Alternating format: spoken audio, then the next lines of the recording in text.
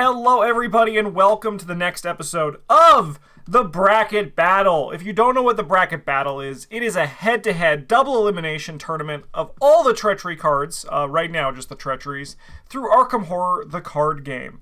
We have done the core, we have done Dunwich, and now we are here in the Path to Carcosa. I will say, spoiler alert for the entirety of Path to Carcosa.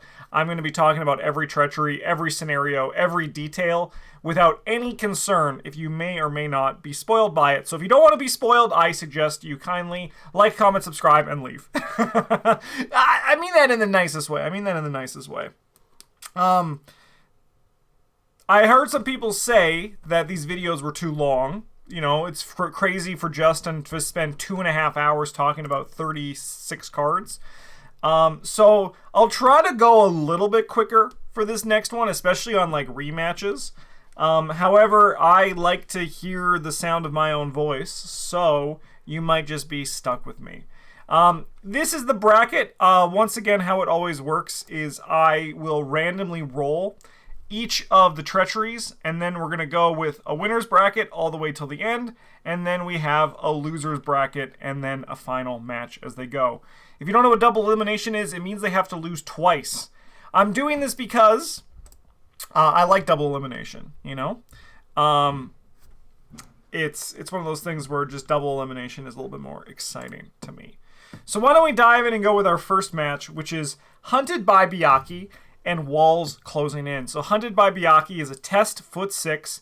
If you fail, reveal the top X cards of the encounter deck, where X is the amount you failed by. If at least one Byakhee enemy is revealed by this effect, choose and draw one of them. If at least one Omen Treachery is revealed by this effect, take one horror and shuffle the encounter deck. And then we have Walls Closing In. Test Brain X, where X is the shroud value of your location. So this can be actually a really high number. If you fail, you must either take one horror for each point you fail by, or randomly choose one enemy from among the set-aside monster enemies and place it beneath the act deck without looking at it. So Hunted by Byakhee will show up in a variety of scenarios. Walls Closing In is only in the Unspeakable Oath.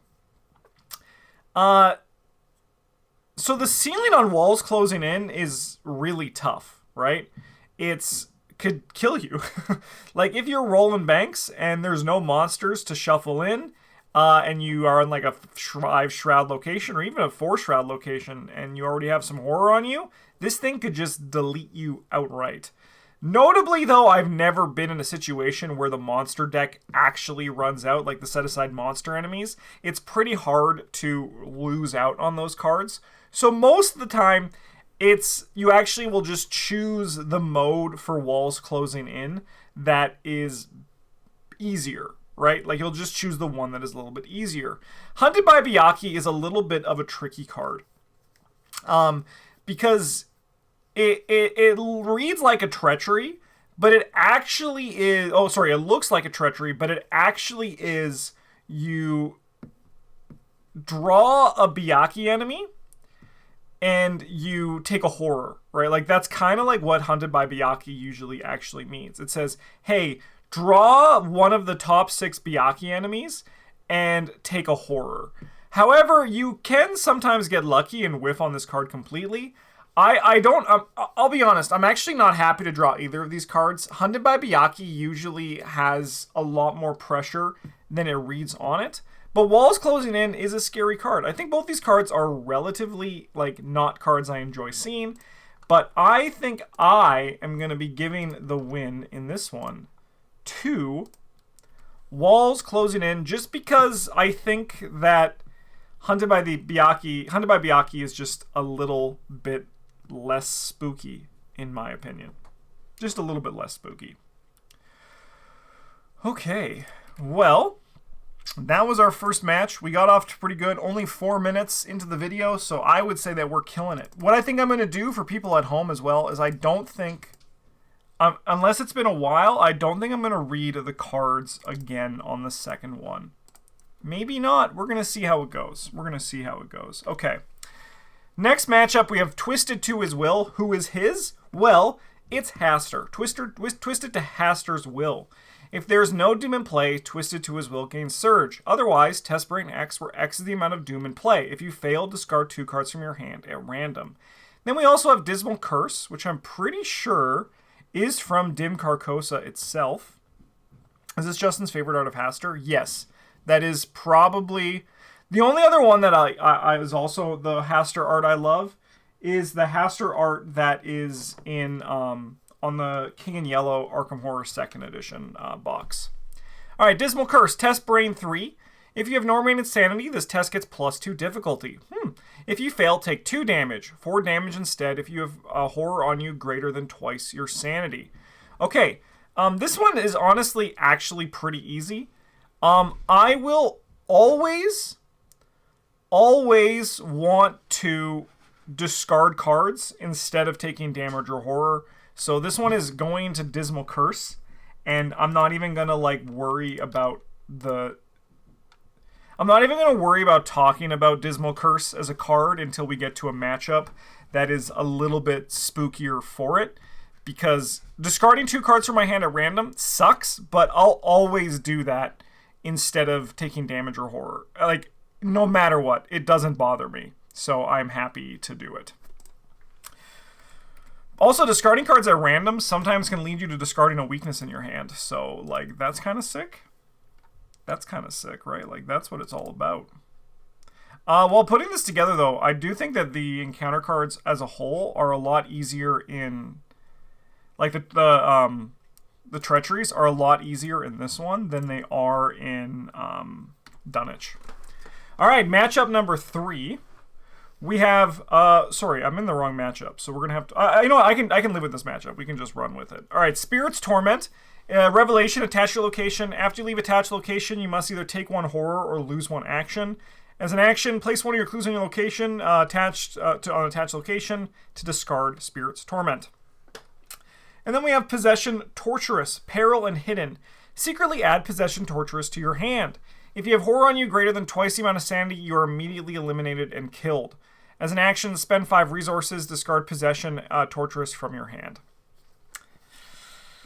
So, Possession Torturous reads scarier than it actually is in practice, in my opinion.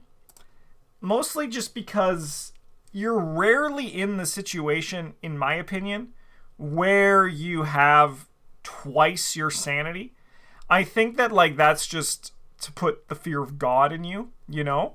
But I'm pretty happy to hold these cards for the most of the time. Yeah, you can be in situations where this card can outright kill you, but I think most of the time the scarier effect of these cards is the fact that the scarier version of the Dim Carcosa cards is the ones where it's if you have no sanity remaining. Not if you have twice as much, right? If you have horror greater than twice your sanity, then that sucks. Those cards can be really bad if you're there. But I think you're less likely to be there and get punished, as opposed to the situations in which where it's just if you have no sanity remaining. I think that is a lot more common. Spirit's Torment is not a card that... It's part with the ones with Poltergeist as well, which is a pretty annoying enemy, but I think it only shows up in 2 scenarios. It shows up in Curtain Call, and it shows up in the Pallid Mask, which is the Catacombs. It might show up in one more, but I can't think of a scenario where it does. I think ultimately both of these cards are pretty soft, but I think Spirit's Torment is more likely to be an annoyance over the other ones, especially on a location where you're going to be moving through a lot. This can do some... This card can create some issues for you in Curtain Call, so I'm going to be giving the win in this one to our good friend Spirit's Torment. I just don't think the possession cards are that... Do you ever consider dodging the epilogue after Dim Carcosa to be an extra objective? No, my campaign's done. I don't care about shit like that. My campaign's over once the scenario resolves. Epilogues, they're neat, but they're kind of more of a... They're kind of more of a Easter egg than they are actual game mechanic, IMO.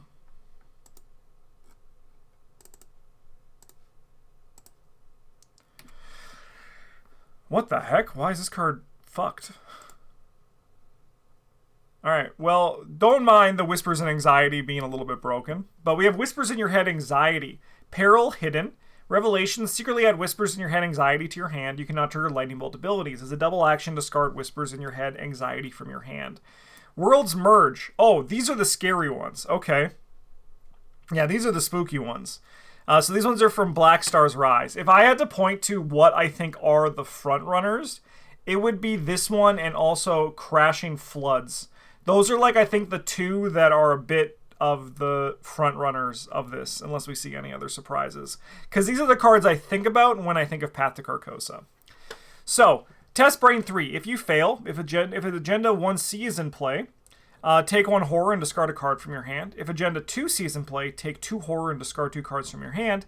If Act 3C or Agenda 3C is in play, take 3 horror and discard 3 cards from your hand. That ain't, like, messing around. These effects are very tough. They scale to the game, and like 3 horror and 3 cards is a lot. Compared to a card that is just a double action when you have a moment, it can cause problems, but I think generally these Whispers in Your Head are pretty chill cards for the most part.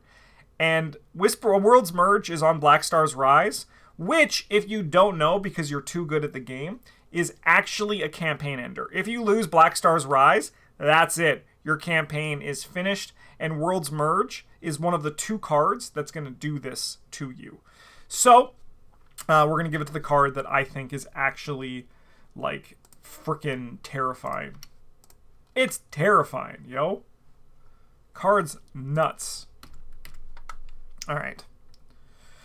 Up next, we have... Continuing our way through, we have this card and this card.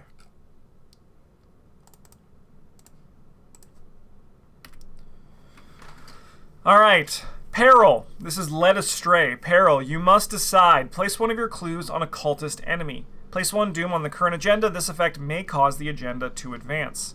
So this one is from the Echoes of the Past. Which is a scenario that is either you win or you get crushed. Like, you win and it takes you a long time, or you just lose instantly because you weren't quick enough on the get-go. And this is a card that can sometimes cause you to, like, lose. It's kind of like Hunting Shadows in terms of the fact that for fighters and goons, this card is generally just, hey, place a doom on the current agenda.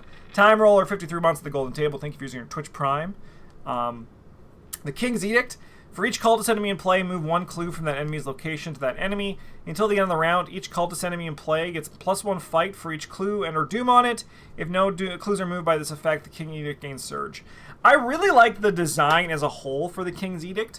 I think the card is really cool in how it is played differently depending on the scenario. Because, for example, in Echoes of the Past, when you have, like, regular enemies in it, like regular cultist enemies like the Acolyte and the Wizard of the Order, it doesn't actually break the game because clues moved to enemies turns into doom.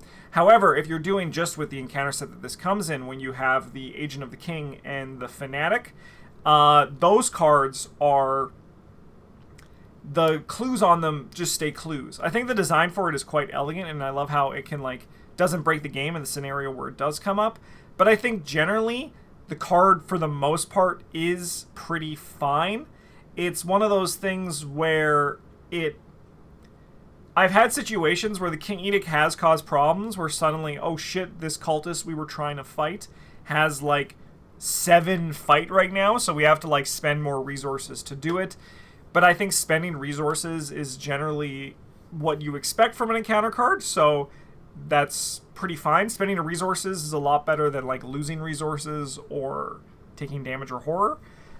Led Astray can cause you to lose Echoes of the Past. I think both these cards are generally pretty soft and aren't going to run too far in the bracket.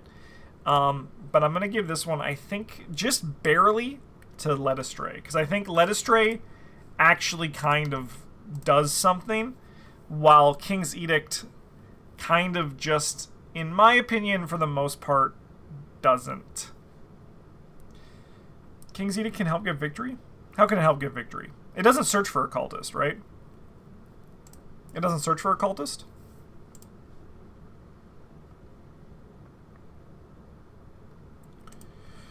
Okay. Oh, cultist clear inclusive of the VP location. Oh, that no, I don't think that's enough. It can happen, yes, but I'm not gonna give it any points for that. Hey, my favorite card in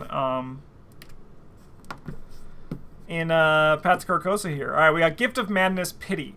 Peril hidden, secretly add Gift of Madness Pity to your hand. You cannot attack lunatic enemies. As an action, randomly choose one enemy from among the set-aside monster enemies and place it beneath the act deck without looking at it. Discard Gift of Madness Pity from your hand. Corrosion! Discard item assets from play and or from your hand with a total printed cost of at least X, where X is the shroud value of your location. If no cards are discarded by this effect, Corrosion gains Surge. So me and Corrosion, we have a little bit of a history together. And the big reason for that is because apparently it doesn't work in the way the English language seems to imply that it should work. Which is just hunky-dory. Generally, Gift of Madness Pity is a pretty soft card. It's one of those things where if you get it as the fighter, it sucks, right? Because your job is to attack lunatic enemies, and you have to, get rid of it right away. The cost for getting rid of it is pretty damn simple, which is just like putting one of the monsters beneath. As I said earlier, for the walls closing in, the deck rarely, I've never seen it like run out, except for like, I think in the asset only challenge when Britt and I did was pretty close to running out. However, for the most part, the deck for it is pretty big and you're unlikely to run out. Adding monsters does make the scenario harder. I'm not gonna like sit around here and pretend that adding monsters is a good thing. But I think that if you as the goon get this, it's only one action to get rid of it. It's gone and you don't need to think about it anymore. And then we have Corrosion, which is getting rid of your assets in play sucks. Losing stuff from your hand sucks. Coming at the wrong time, it's bad. I'm not happy most of the time to see Corrosion. There are times where I am like pretty okay with seeing Corrosion, but I think generally I'm rarely happy to see Corrosion. And I think we have a card here that's not going to win the whole thing, but I think Corrosion is going to have a pretty good push. Just kidding, I see who it's up against in the next round. Corrosion, enjoy your victory, because soon, my friend, you're going to be going up into the loser's bracket. I'll tell you that much right now. But congratulations, Corrosion. This one is yours. All right, well, we have our initial round one matches. And that means it's time to go to some more head-to-heads on our top bracket with some cards we've already seen before. So, and then all the other, because we have 38 treacheries for this one, which is a pretty good amount of cards. All right, Black Stars Rise, test book 4. If you fail, you must either place one Doom in the current agenda or take one Horror for each point you failed by. This effect can cause the current agenda to advance. So Black Stars Rise is specifically... No, it's not specifically. It can appear in... That's just a normal encounter set, right? Yeah, it is. It's 90, so it's just going to be a normal encounter set. Because it shows up in... what is it? Phantom of Truth? Okay, I mean, that's not a nice card. Like, yeah, it's an Ancient Evils if you want it to be.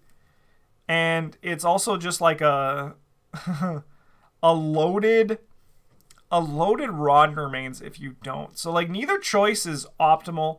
We also have Walls closing in. These two cards are actually very similar. This is actually a great matchup. Trace AE, 4 months at the Golden Table on a 4-month streak. How's it going? Thank you so much for your support. And happy Friday to you. I think if we look at like which of the two opposite sides. So let's say this was a Brain 4 test and we drew the auto-fail. So we drew the auto-fail, the values were the same. This is actually super easy to compare. Which one would I rather do? Would I rather Ancient Evils, or would I rather put a monster under the deck? And I think I would generally rather put a monster under the deck. So I'm going to give this one to Black Star's Rise. Now, thank you, Bracket, my random bracket, for giving me like a matchup that's actually like 2 cards that are like the same thing. You love to see it. All right. I wonder if all of these whispers in your heads are going to be a little bit too small. It looks like they are. So, everyone, just so you know, all the whispers in your heads are going to be a little bit too small today. All right, whispers in your head. This one is Dismay. You cannot commit skill cards to skill tests. Oh, this is easy. This one's going to lose. Dismay is easy. Dismay is the easiest of the whispers in your head, I think. It's only skill cards. So, like, if you're a skill deck or you want to, like, commit a deduction, just lose the action that you would have got the extra clue for and just become tempo neutral. So this one's easy. I'm going to be giving this one to the Shadow Behind You, which is also not a particularly scary card. So this one is put the Shadow Behind You into play in your threat area. Limit 1 per investigator. Action, look behind you. At the end of your turn, as a forced effect, if you did not perform the above action ability, you must either discard all of your resources or discard all cards in your hand, then discard the Shadow Behind You. Shadow Behind You actually is kind of evolved into a cool sort of game where it's all about tricking the treachery, right? So instead of spending the 1 action to look behind you, you instead spend that action to spend 80% of your resources. And then you lose your last 20% of your resources, and the game thinks it got you. But really, you just drew a treachery card that said lose 1 resource. Which is, if there was a treachery that I would draw every turn, it would be lose 1 resource. Because I would win the game of Arkham Horror every time. So, yeah, I think this one, they're both really easy cards when you think about it. Oh, do you remember how I said that Shadow Behind You was going to lose? This was going to beat Whispers in Your Head? I mean, Whispers in Your Head is really soft. I think I got to go with my gut instinct. There's a lot of gut instinct in the bracket battle, and I'm going to stick with that. So we're going to give this one to the Shadow Behind You. I don't think Shadow Behind You is going to win its next match, but I think it is better than... sorry, an easier card than this Whispers in Your Head Dismay. Okay.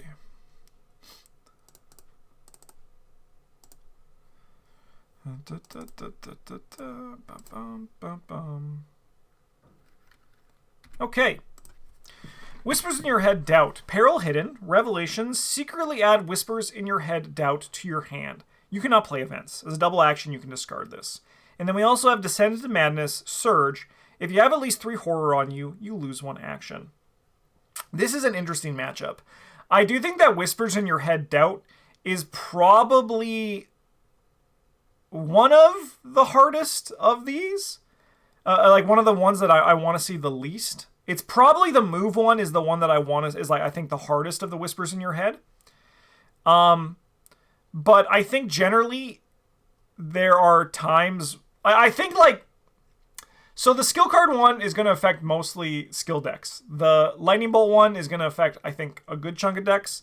And this one is going to be... Like, it's going to hit people who want to play events. But not all decks are event decks. I think just as, like, the general baseline, though, it's the worst one that isn't the movement one, I think.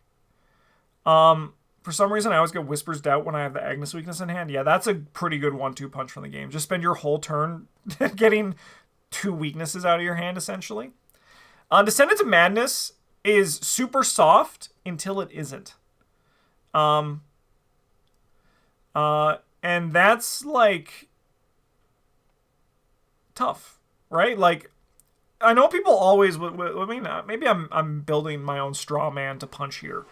But, like... I know a lot of people on YouTube don't like where I say that Ancient Evils isn't that scary.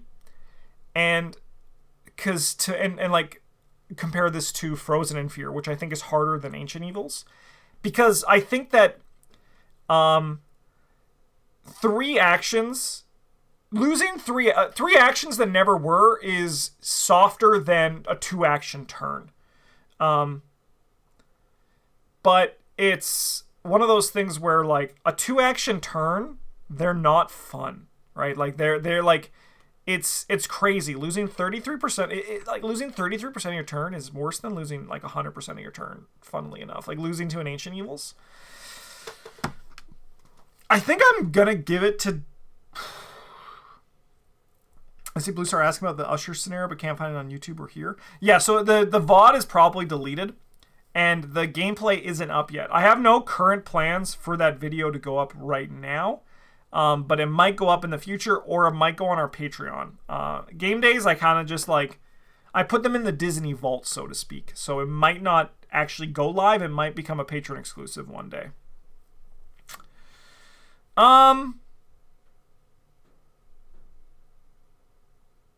I think, yeah, what Astute Dunsparce in chat is saying is kind of how I feel. Like, I'm less likely to get affected by Dissent. I'm more likely to be affected by Whispers in Your Head Doubt. So I think I have to give it to that one. But I think that the ceiling for Descent into Madness is higher than the ceiling of Whispers in Your Head Doubt. But I do think that Doubt is going to be the winner here. Mostly because you're just more generally affected by it, I think. That's kind of like what my gut is saying. So congrats, Whispers in Your Head Doubt. Unfortunately, we still need to see your broken, unfixed card here. Too small. Small card. Okay. Oh, I think we have a dim Carcosa. Yeah, the losing in action and Surge is pretty tough. I mean, I think that I do think that Descent into Madness is gonna be a good showing later on. I just think that most of the time, just it's like, what? Don't take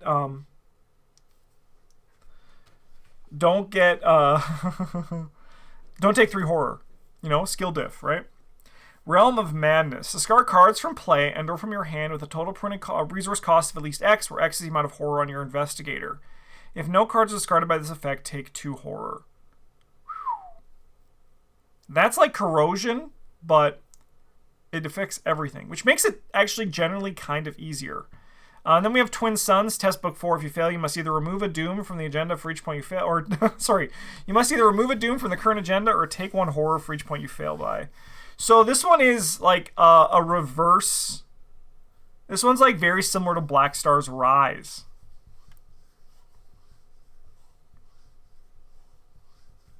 So I think that I'm going to give this one to Realm of Madness because I actually think I point to this card as the reason why Eric and I had such a hard time in our dim Carcosa blind run. Twin Suns, it's just you just remove a doom and you have to survive an extra turn. It's basically like a reverse Ancient Evils in that scenario. So I'm gonna give this one to Realm of Madness because it'll actually cause you to like lose, because that's what it did to us. It hits more cards too. It's just gonna get rid of things. All right.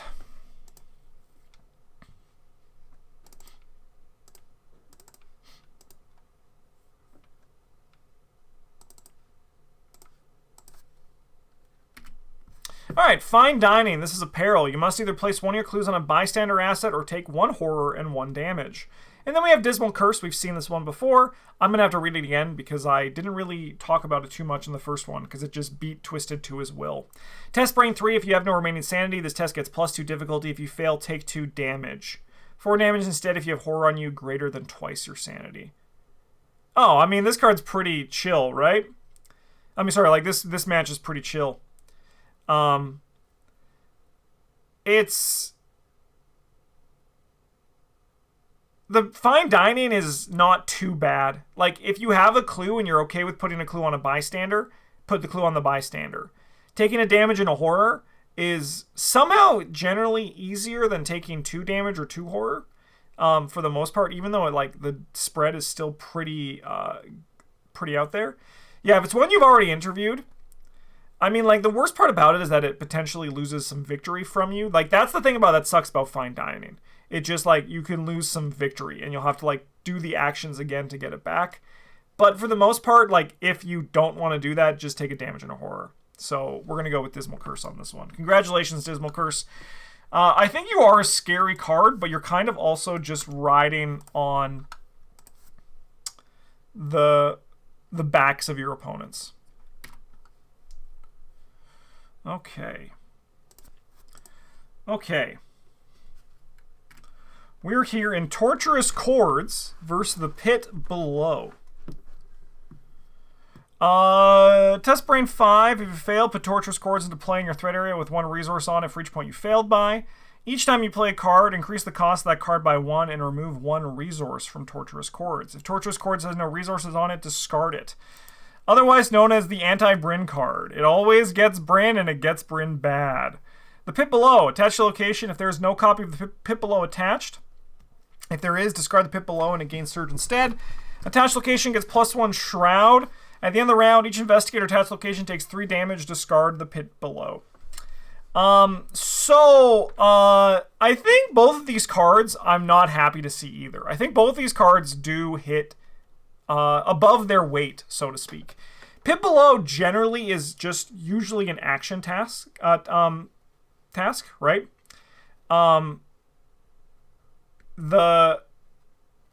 Because it's just like, hey, it says like, hey, leave this location, which most of the time you can, right? Like most of the time you can just, you can kind of just like leave the location. Sometimes you don't want to, and it sucks, and like, you know, you're just kind of like, well, that really, really stinks. Compare this to the Spores in Forgotten Age, though, and the downside of it is a lot softer. If you can also just like tank it, right? However, I don't think I'm ever like really happy. I mean, I am happy, but I think for the most part, it's like 60%, that's annoying, and 40%, oh, that's fine. But I think Torturous Chords leans more like 80% like, oh, that's bad. And then when you hit the second one, oh my god, it hits hard. If you have 2 at once, you're like, I guess I'm just like never playing cards anymore. I think the design on Torturous Chords is absolutely brilliant, and I would love to see more of it. I think it's actually probably one of my favorite treacheries. I have a video that's been on my list of things to make for a while, where I've asked a bunch of people to say what their favorite treacheries were, and I think it might be Torturous Chords. Card's fucking sick, yo. There are times where it's not going to affect your deck, but like I think that's kind of true for a good chunk of treachery cards. Like even like Rotting Remains, it's just like, yeah, I'm just a mystic, right? Like, or I'm like Tommy Muldoon, and I'm actually happy to see this card. So I think like for the spirit of the bracket battle, it's important to kind of just look at the cards in the general, how they'll generally affect you, right? And I think Torturous Chords is more generally a nuisance and the card I want to draw the least. So I'm going to give this one to our good friend Torturous Chords. Shout out to Bryn. And no, Dice Gods, I've never worked in advertising or marketing, but I've been photoshopping in my whole life, and that's where the skills for like where these things come from. I'm just a nerd who's always been photoshopping shit for fun. Okay.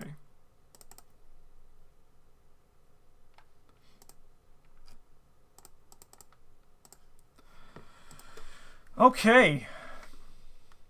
We have Possession Traitorous. This is another peril hidden card, so you add it to your hand on Revelation. If you have horror on you or greater than twice your sanity, you are immediately killed. You may commit this card to a skill test your location. The test automatically fails. That's super easy. That's super soft. We have World's Merge as well, which we've already seen. This is the one where it scales and you take 3 horror. It takes you 1 to 3 horror and discard 1 to 3 cards, depending on the progress of the game. Honestly, the Possession Traitorous is the easiest one. Yeah, it goes back to the original use case where if you have double your sanity on, like double horror to your sanity, and it just kills you outright. But I think that's just your fault, loser. That's you. That's a skill diff for sure. I think Worlds Merge is going to take another win here, and we're going to see this just going further and further up the bracket battle. We're, in my mind, Possession Traitorous isn't even an encounter card. Sorry, buddy, but it's just not you.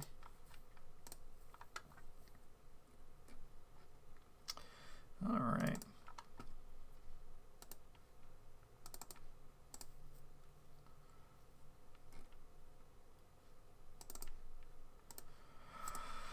Okay, we have another one of these possession cards, but going up against Eyes in the Walls. So Eyes in the Walls, test brain 3, for each point failed by take a horror. When assigning horror from this effect, it must be divided as evenly as possible among eligible cards. Interesting, okay. So this one is just a Rotting Remains with a twist. And then we also have Possession Murderous, which is the same as the last one, Peril Hidden, Rev added to your hand. If you have twice your sanity, you are immediately eliminated and killed. As an action, deal 2 damage to an investigator location and discard Possession Murderous from your hand. This one's probably the worst of them. Most of the time, you can just like deal 2 damage to somebody. However, in my mind, this is kind of like you kind of just like, once again, ignore it until you can't. And if you can't and it kills you, why do you have that much horror on you in the first place? That's how, like, that's kind of like my thought of this one, which is just that if you have that much horror on you, like what was causing you to get there, right? Like what was causing that? So I don't really think too much about these cards as spooky, scary skeletons, but still. Eyes in the Walls, though, it's a Rotting Remains, you know? And it's Rotting Remains are spooky cards. The assigning evenly can be both like a plus for some people and can also be a negative. But I think just a Rotting Remains is going to beat a Possession Murderous pretty easy for me. Oh, excuse me. All right.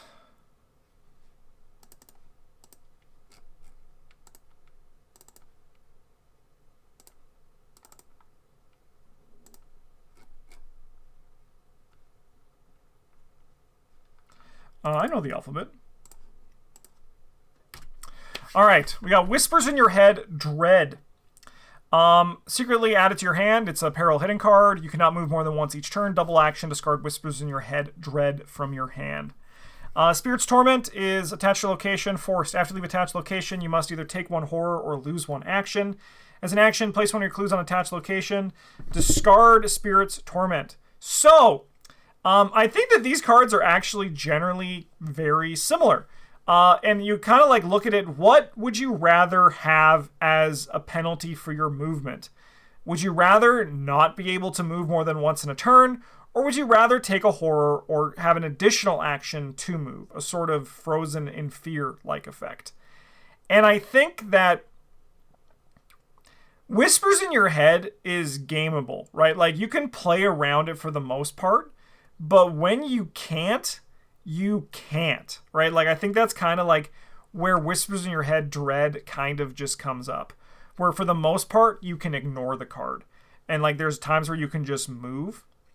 And it can be one of those things where you, like, can just move once a turn. And then you suddenly need to move 2 times a turn. And you're like, I wish I got rid of this Whispers in My Head, Dread.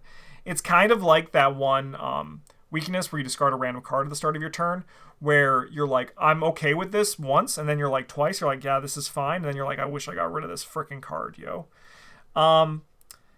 And when you need to move a lot, it's bad. So it's just one of the things that you should just like, it's just like a double action, get rid of immediately. Spirit's Torment, like, take a horror, lose an action. You know, I think just generally, while there's annoying and they affect everyone, it's a lot less bad for me. And also, like, on the right location, it just does nothing. You can just be like, bye. On the wrong location, yeah, it's annoying. I think I'm going to give this one to Whispers in Your Head. Dread, though. It's just, yeah, it's often pretty mild. It can be on a location that's bad, but I think for the most part.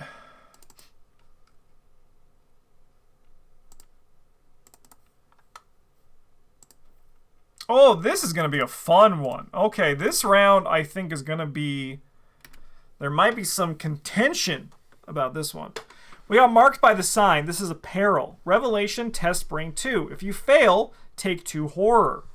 If the Man in the Pallid Mask is in play, horror dealt by this effect is considered direct horror, and this test gets +2 difficulty. A Brain 4 test to take 2 direct horror is a tough test. I was playing, I've seen it with Patron Game Days, where we were kind of just like, okay, if you draw this card, you're dead. And you did draw it, so we're going to put all of our resources in it as a group to make you pass. Straitjacket. Revelation. If there are no copies of Straitjacket in your threat area, put Straitjacket into play in your threat area. And as an asset that takes up a body slot and 2 hand slots. Return each asset in those slots to your hand. This card cannot leave play except by the ability below. Double action. Discard Straitjacket.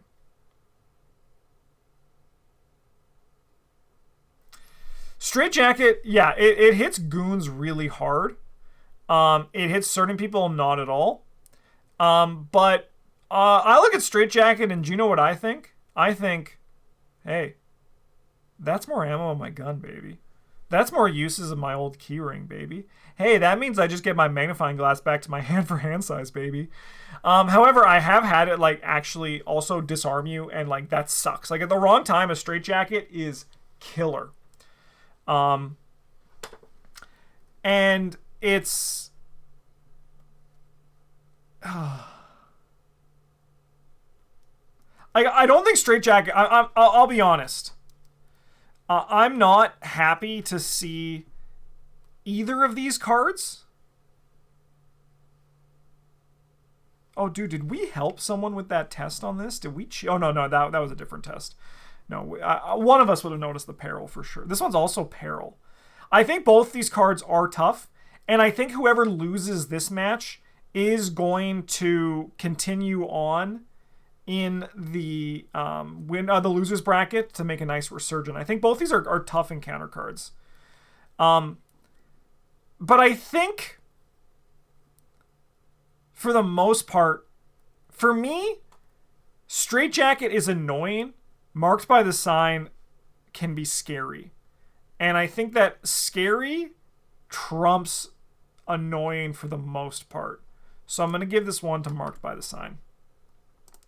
But like I said, I do think we'll see Straitjacket come in there.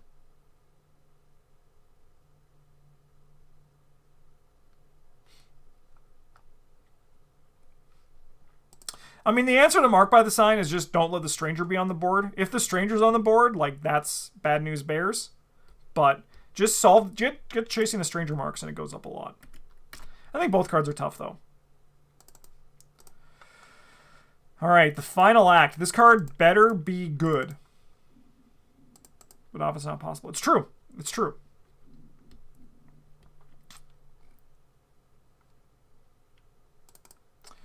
With a name like The Final Act and with that art, it better be good. All right, the final act, Surge. If you have no remaining sanity, place 2 Doom on the current agenda. This effect can cause the current agenda to advance. Okay. Ouch. Yeah. Okay, so it also Surge. So this card actually like kind of doesn't even exist. That's the crazy part. Because most of the time it doesn't, and then it does. Tough Crowd. Put Tough Crowd into play next to the agenda deck. Each investigator will spend 1 additional action to parlay. At the end of the round, discard Tough Crowd. I mean, I just gotta give it to the final act, right? Like, Tough Crowd is annoying, but, like, just do something else, you know? I've had situations where it's been annoying, and, like, that's kind of like the ceiling for it. You're just like, oh, I was hoping to talk to frickin' Jordan Perry twice this round. And it didn't happen. I also, like, gotta love the respect for a final scenario treachery card where the final act is not, if no doom was placed this way, this card gains surge. Instead, it's just always surge. It's always surge. Yeah, final act, congratulations, you're moving on. Do you guys remember how, like, in Black Star's Rise, Ancient Evils just get surge? We should just do that more often, I think. That'd be fun. Okay. We have the Cult's Search. And the Pale Mask Beckons.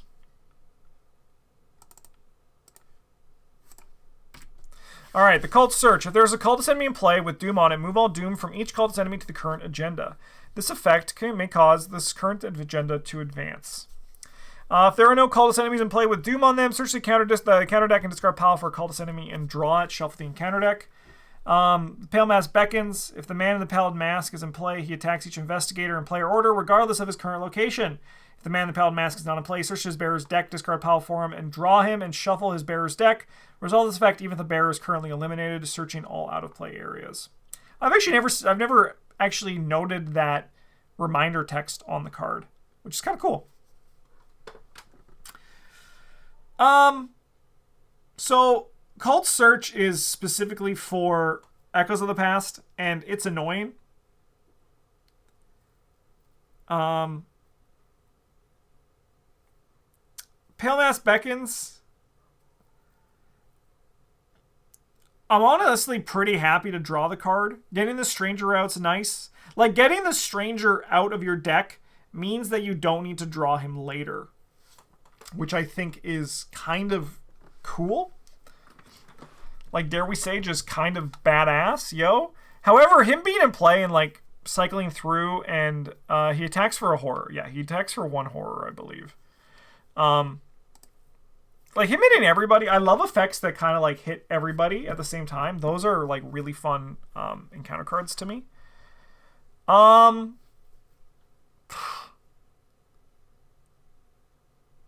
think I'm going to give it to the Cult Search because it's more likely, I think, to throw off your game.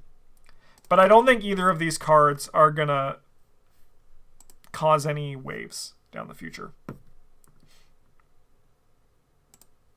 Yeah, I do like how Pale Mask Beckons combos with the Marked by the Sign. Like, that's a really good one. I love those game combos, and I think that one's really fun for it. All right, Spires of Carcosa. Attach a location, then place 2 Doom on that location. If there's no Doom on attached location, discard Spires of Carcosa. As an action, investigate. If you succeed, instead of discovering clues here, remove 1 Doom from attached location. And then we have Led Astray, which we've already had, which is just place a clue. It's like Hunting Shadow, where you either place a clue on a cultist enemy or place a Doom on the current agenda and may cause it to advance. These cards are actually also very similar. They both kind of have the idea of advancing the agenda, which I think is really cool. I think Spires of Carcosa is going to generally just be the scarier card, and I think Spires of Carcosa is also a really well-designed card as well because of that. So I'm going to be giving this one to Spires of Carcosa and Led Astray. We will see you in the loser's bracket. Spires of Carcosa is just a damn good Treachery card, I think. And I don't like drawing it, which I know that's good. All right. Do you guys want to dance? I really wish Spires was an action investigate. I disagree. I actually like that it's action investigate. It's one of those things where I like Arkham, where the team has to scrap together some tests that is unfortunately, in my mind, missing from New Arkham. Kind of locks into having a high-end investigator. No, I don't agree with that. I don't agree with that. We are playing right now with like our highest book being 3, and it's just teamwork getting there together. It's just like you just got to work together. It's like it is an old Arkham thing. It's from when Arkham was more about having everyone being able to do everything, as opposed to what Arkham has unfortunately warped into, in my opinion, which is I need my Kluver, I need this, and you're like, I think you can still do it without it. Just like, don't be so scared. is my advice to everyone who's worried about that. You can do it. I believe. All right, Dance of the Yellow King. Revelation. If there are no lunatic enemies in play, Dance of the Yellow King gains Surge. Otherwise, test Brain 3. If you fail, the nearest lunatic enemy readies, moves once to one location at a time until it reaches location, engages you, and makes an immediate attack. Put Ooze of Filth into play next to the agenda deck. Each location gets +1 Shroud. At the end of the round, discard Ooze and Filth. I'm gonna be honest. I don't think anyone is that concerned about the Shroud value going up by 1. So I'm going to give this one to the other card, Dance of the Yellow King, just because it, like, does something. Like, I understand that Ooze and Filth is designed to combo with the Cockroaches and Corrosion. But most of the time, I see Ooze and Filth, and I go like this. I'm the kid at the computer, you know? You know, like, that's me. So we're going to give this one to Dance of the Yellow King. I mean, once again, I do think cards like this should exist, like the Obscuring Fog. I think effects like this are important. You need to have some treacheries that are kind of just like, okay, that's fine. You need to. It's good design. All right, are you guys ready for our to see our front runner in action here? His first appearance. Our #1 seed, our current champion of the entire thing, most likely, Crashing Floods. Let's go. All right, test foot 3. If you fail, if it's agenda 1A, take a damage and lose an action. If it's agenda 2A, take 2 damage and lose 2 actions.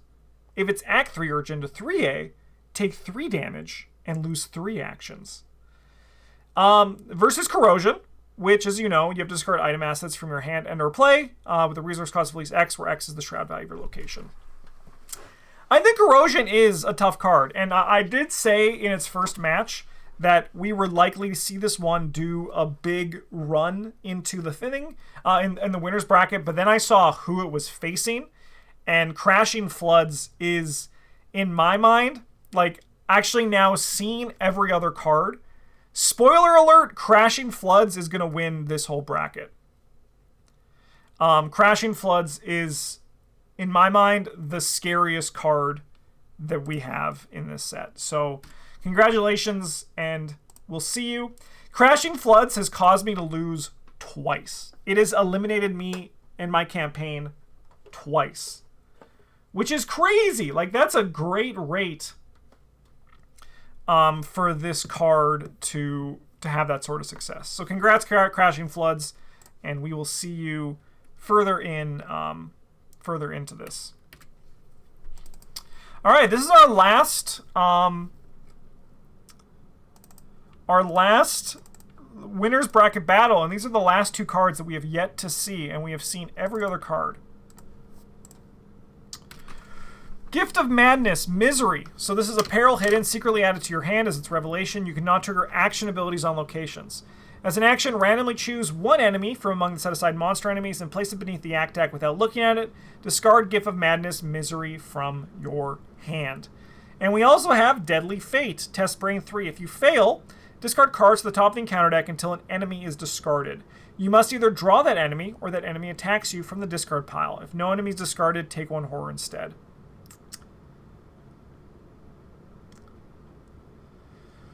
I mean, both of these are pretty chill. I do think that Gift of Madness Misery is more likely to cause you to lose than Deadly Fate will. It's annoying, but the action, once again, to get rid of it isn't too bad, right? Because this one, if you don't know what it does, is it's in Unspeakable Oath, and it generally stops you from doing the jailbreak objectives on the locations. So, like, you can't start a riot. You can't shoot a guard in the face with a gun or memorizing the guard's patrols. You can't go talk to the patient. You can't release the madman. All these things that you can't do because of that.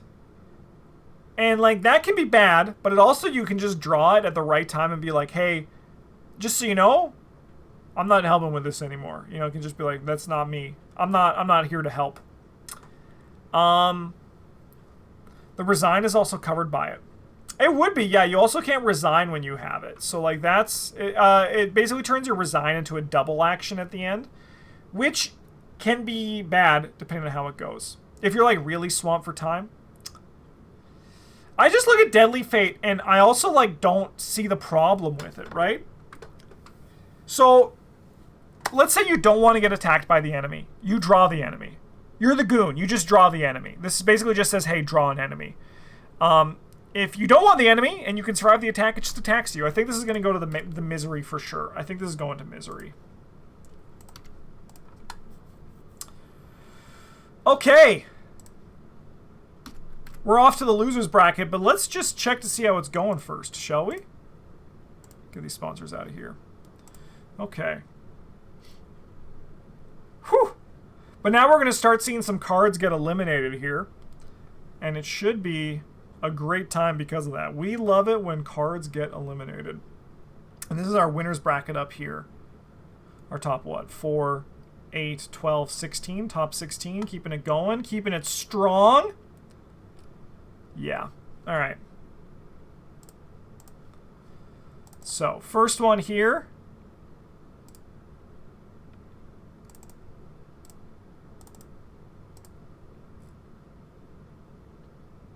This is actually a really good matchup because they are very similar. Deadly Fate, which we know. We just saw that one. Brain 3. Discard cards until enemy is discarded. It either draw it or it attacks you. Hunted by Byakhee. Very similar card. Test foot 6. If you fail, reveal the top X cards in counter deck where X is the amount you fail by. If at least one Byakhee enemy is revealed by this effect, choose and draw one of them. If at least one Omen Treachery is revealed by this effect, take a horror. I think that, honestly, this card is just a worse... I think that Hunted by Byakhee is a worse Deadly Fate. And they're both in the same scenario. And I think I would rather draw Deadly Fate than I would draw Hunted by Byakhee. So, Deadly Fate, you showed up for 2 matches back-to-back. And unfortunately, my friend, you were immediately eliminated. Not a great showing, I will say, but, you know, you tried your darndest.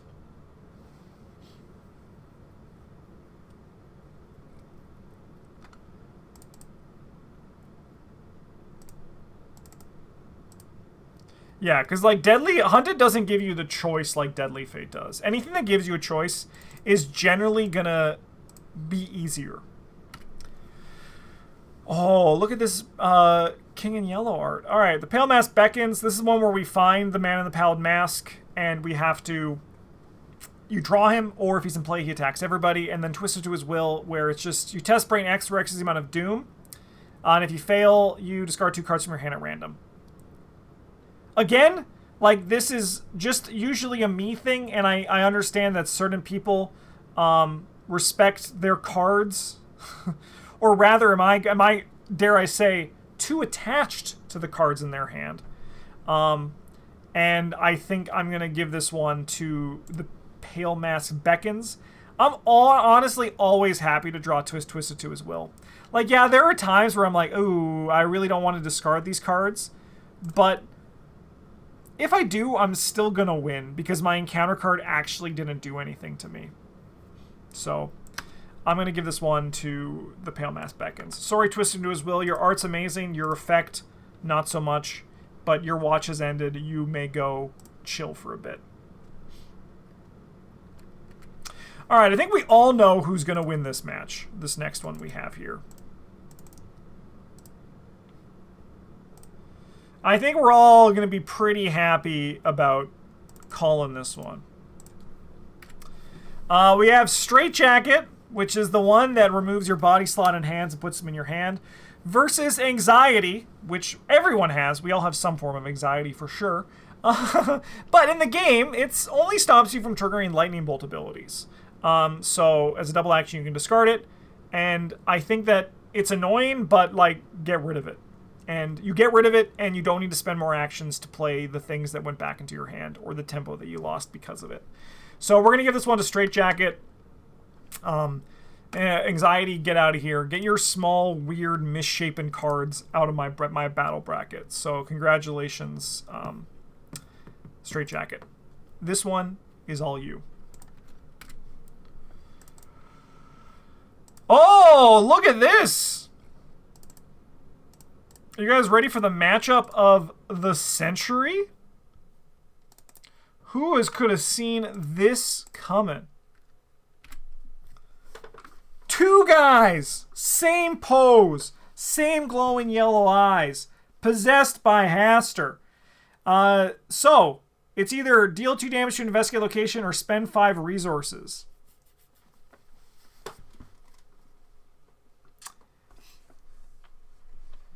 Huh.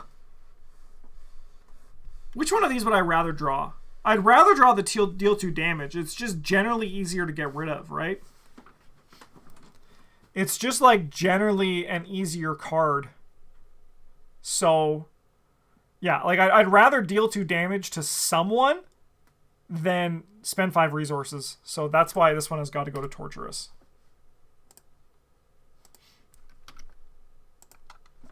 Just because like the getting rid of it, I think is just harder. You know, it's just like a tiny bit harder. That reminds me of Kill Preston. Yeah, I still sometimes wake up screaming because of that. All right. It's always fun when we start seeing stuff get eliminated from the bracket. It's always just like a little bit. It's always just a good time. All right, we have King's Edict. And we have Twin Suns. So King's Edict, Twin Suns is test book 4. If you fail, must either remove a doom, take a horror for each one you fail by, and the King Edict is going to move the clues to an enemy, and they get +1 fight for each clue and doom on it.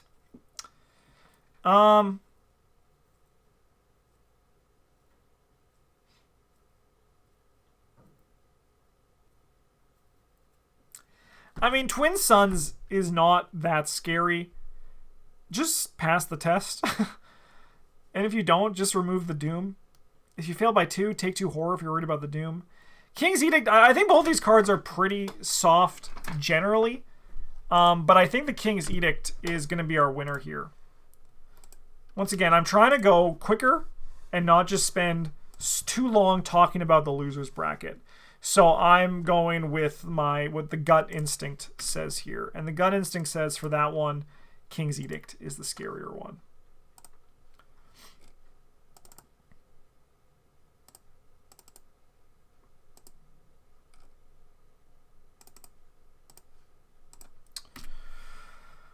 Okay. Another very similar thing here. 2 hidden cards. One of them is you cannot commit skill cards. One is you cannot attack lunatic enemies. I think for this one, I'm going to just kind of go with what my gut is telling me. Both of these show up in Unspeakable Oath as well. So let's say I was Silas Marsh and I drew both of these cards. That would suck. That would suck. Okay, let's say we weren't. I just think, yeah, I think this one comes down to what exactly, like what I was trying to get to with what Arkham Librarian is saying. I just think 2 actions is worse than 1 action. And that's like why this one is going to win. And it's literally just because it has 1 more action on getting rid of it. It's not that, like, we're just going by numbers here. We're not going to think too hard about it.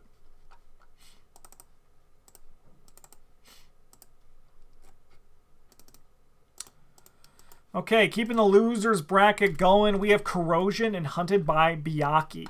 So Corrosion, as we all know it, love it, it gets rid of items. We have Hunted by Byakhee where it's the test the foot 6 and you get the things. I mean, I think this one is Corrosion.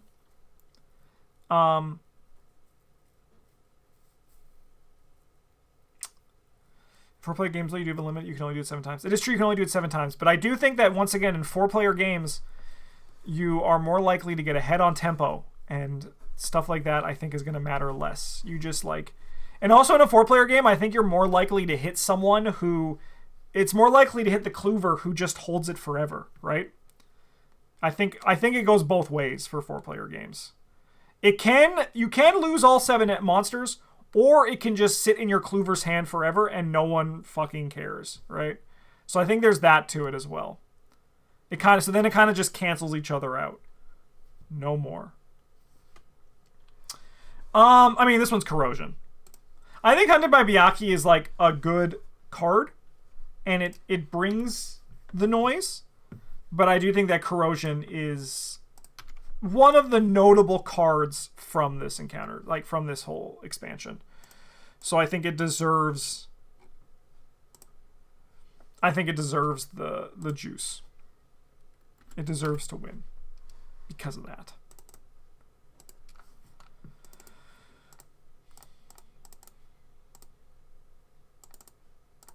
Okay. Ooze and Filth. Put Ooze and Filth to play next to the agenda deck. Each location gets +1 Shroud. And Led Astray. Place one of your clues on a cultist enemy. Place one Doom on the current agenda. Huh.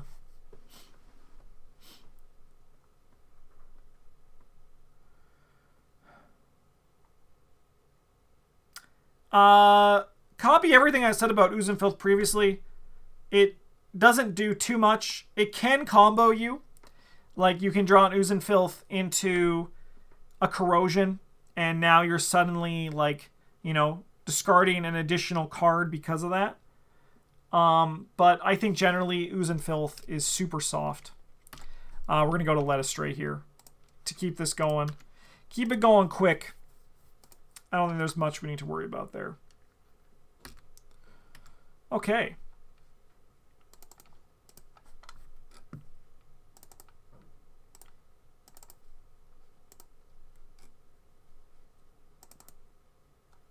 Ooze and Filth is soft and gooey? Hell yeah. Tough crowd. This is me every time I make a joke on Twitch. Tough crowd, huh? Tough room. So this is the one where you have to spend additional action to parlay, or the thing that grabs the man in the pallid mask or attacks everybody if he is in play. I think that generally, I mean, once again, like, Tough Crowd reminds me a lot of Ooze and Filth, where it doesn't matter, and when it does matter, it's more annoying than it is actually game-changing. And while the Pale Mask Beckons does have the positive of pulling the guy out, that also can be bad because it can combo with the Marked by the Sign. I mean, I'm going to give it to me. I think I'd rather draw Pale Mask. Sorry, I think Pale Mask Beckons is just a little bit harder. But once again, I just think that, like, when it's dealing the horror, like, that's where it gets spooky. And then him being in play with Marked by the Sign is what makes it spookier. So I'd rather draw Tough Crowd because of that. Tough Crowd is a tempo loss in an early scenario where tempo is very important. That is true, but you also just, like, you also can still do really well with it, because if you don't get all the clues from parlaying, you can just, like, suck up the clues off the location. Like, I think what Tough Crowd is more likely to do from you losing the scenario, it's just more likely to make you not get the bonuses from them later on, which really don't really matter that much for the most part, right? Like, it doesn't cause you to actually directly lose experience, because the experience can still be there. But what it does do is it stops you from, like, interviewing Ashley Clark. And that means you don't get her bonus in Black Star's Rise, which I don't think is that bad, because I think people care more about the victory than they care about getting Ashley Clark's bonus, right? Like, if you also got victory for each person you interviewed, now we're talking, right? But because you don't, I don't know if it's that big of a tempo loss.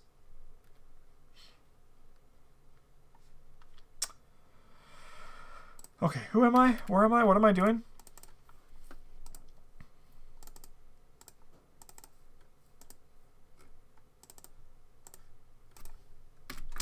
All right, Spirit's Torment and Straitjacket. We've seen these cards a few times. I think Spirit's Torment is an annoying encounter card. I think it's generally softer than it is, though. And I think Straitjacket is also a very annoying encounter card, but it also has a very low floor, but a very high ceiling. So again, continuing all of our previous discussions about Straitjacket, I am going to be giving this one to our good friend Straitjacket, and it can continue its run through the bracket, where I'm pretty sure it's gonna do really well going forward. Look at us just blurring through the losers bracket, as it should be. As above, so below.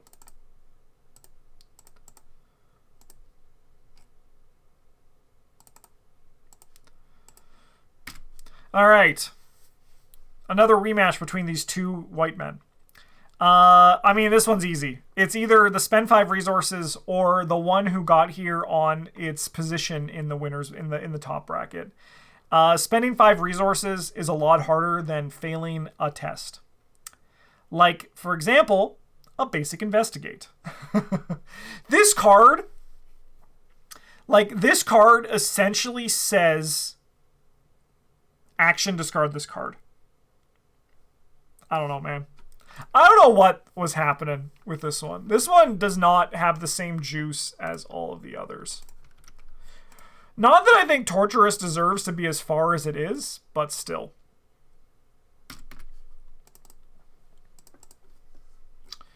Okay.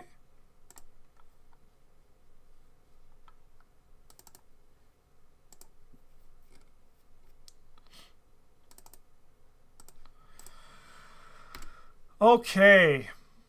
So we have the pit below, which is the one where it attaches to your location, and if you don't leave it at the end of the round, everyone takes 3 damage who's there.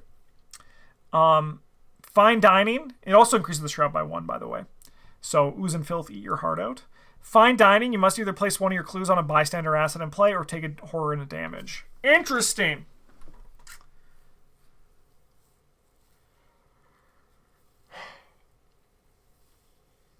Who did Fine Dining lose to?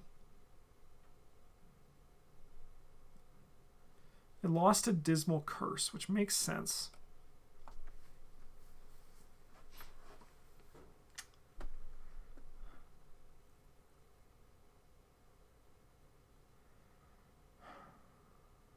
Huh.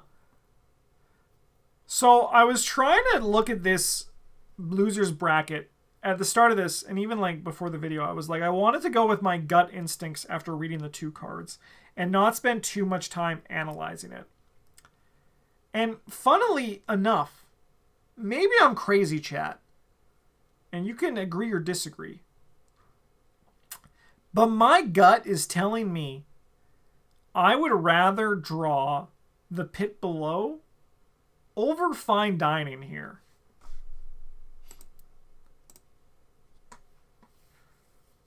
Which is weird, because I wasn't expecting it. I was expecting the pit below to go far.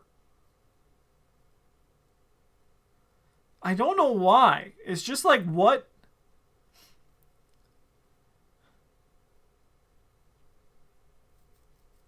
Because I mean, like, Fine Dining, it seems actually pretty soft, right? But then, like, when you look at it as the entire scenario as a whole, and there's Maniacs. There is Young Psychopaths. These enemies that potentially can just deal you damage and horror on top of what you're already doing. So I think I'm going to do it. I'm going to trust my gut. That's what I wanted to do for this, and that's what we're doing here today. So Fine Dining, you got to keep going. Sorry so much, Pit Below. Godspeed. I thought you were going to run with it, but I guess just no. All right, we have Descent into Madness going up against the King's Edict. It's been a while, but Descent into Madness luckily is easy to read. Surge, if you have at least 3 horror on you, lose 1 action. So this one was kind of like a preview for the final act, in a way. They're very similar sort of cards. This one lost to... where did this one lose? So Descent into Madness. It lost to Whispers in Your Head. Ah, yeah, the Whispers in Your Head is the event one. I think it's going to win here. I do think the Descendants into Madness, everyone is going to be more likely to remember the times where it just doesn't do anything, but like losing an action then surging into another encounter card is bad news. It's bad news. It's not fun. So I'm going to give this one to our good friend, Descendant of Madness. I think it deserves it. Dude, this card's going to mess Bryn up in the Asylum. This card's going to make Bryn's time in the Asylum. Who's the reflection on Descent? That's Roland Banks. That's going to mess Bryn up. Okay, and we have Dismay. All right, so we have walls closing in. Test Brain X, where X is the shroud value of your location. If you fail, you must either take a horror for each point you fail by, or randomly choose one enemy from the set-aside monster enemies and place it beneath the act deck without looking at it. Whispers in your head, Dismay. You cannot commit skill cards to skill tests. This one's going to go to walls closing in. Whispers in your head, Dismay kind of got here riding on the back of its last match, and I think it's on borrowed time, because I do think it is generally on the easier side of all of the... It's the easiest of the four Whispers in your heads. Okay. With that, we are out of the loser's bracket, and we are back up into the winner's bracket for our top 16. Let's keep this show going, shall we?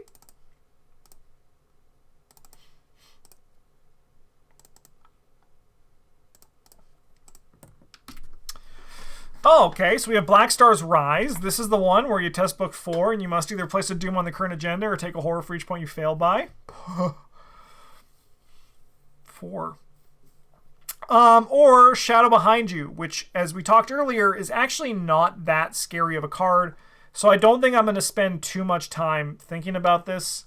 And Shadows in your head, the Shadows Behind You just got here due to its opponent in the first round. And I think this is an easy Black Star's Rise matchup, and we don't need to think about it any further. Ooh, my stomach is growling. There's a little freaking hungry tiger inside. Dude, get these Whispers in your head off of my... out of my bracket. I hate how they're small for some reason.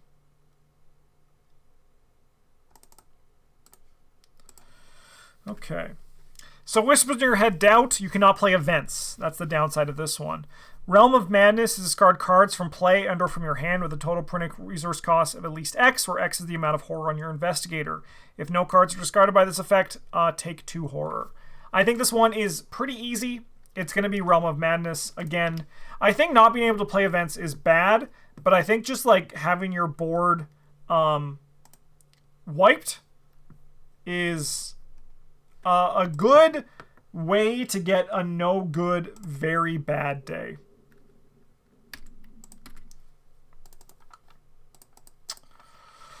Okay. Is this Dismal Curse's first matchup where it actually has to try? Dismal Curse has kind of just been riding.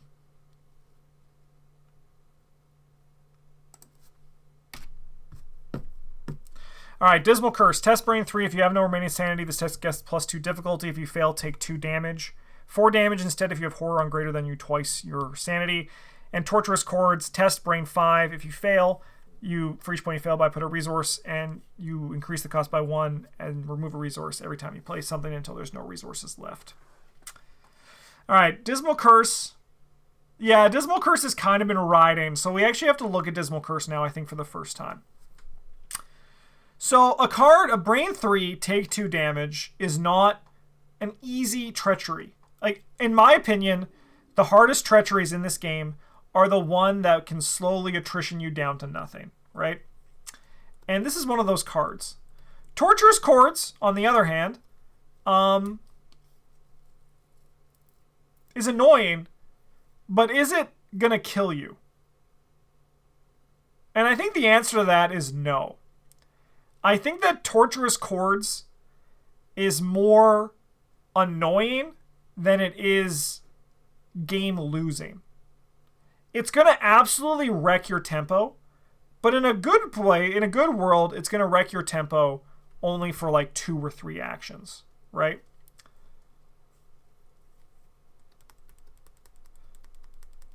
So I think it's got to be Dismal Curse here. Congratulations, you actually had a matchup that was We actually had to think about you, Dismal Curse, so it's going to go to you. All right. We got World's Merge against Eyes in the Wall. Two very similar cards here for their design. So, Eyes in the Walls is just a Rotting Remains in which you need to spread your horror evenly. World's Merge is, it scales with the amount of horror as the game goes.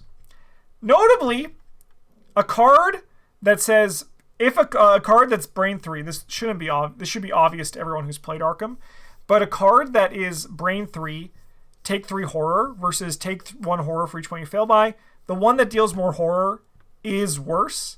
And then there's also more on top of it. And notably, Worlds Merge become tighter when the game, you know, requires you to be tighter. It hits harder as the game gets, as the clock runs out. I do agree that spreading horror evenly can suck with Renfield, Kirby, Jessica Hyde, etc. I agree, but I do think that Worlds Merge is the scarier card here. 3 horror, it's gonna kill you. 3 horror is gonna kill you. Like, you just fail by, like, just if you fail by 1, like, if you were like 5 to 3 for both these tests and you took a -3, I would rather like, the 1 horror is a lot easier than potentially 3 horror. So Worlds Merge, congratulations, you have an easy run to the finals, I think.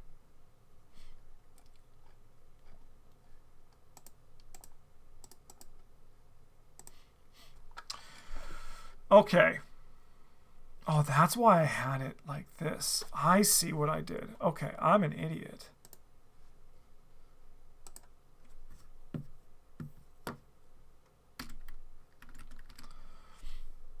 Okay.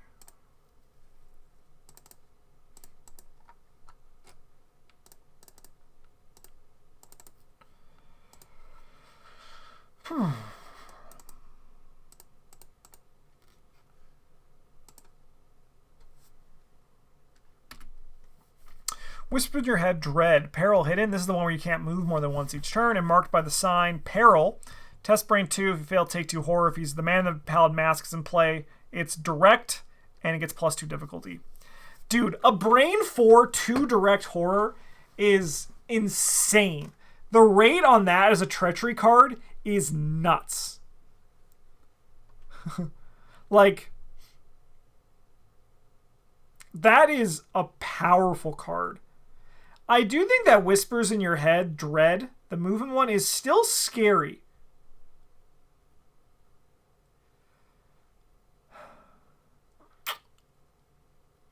I think, though,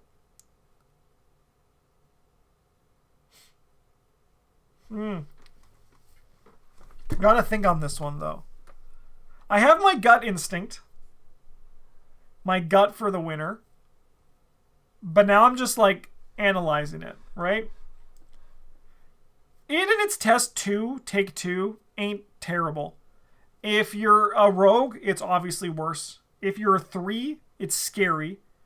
If you're a 4, it's manageable. If you're a mystic, sign me the fuck up, you know?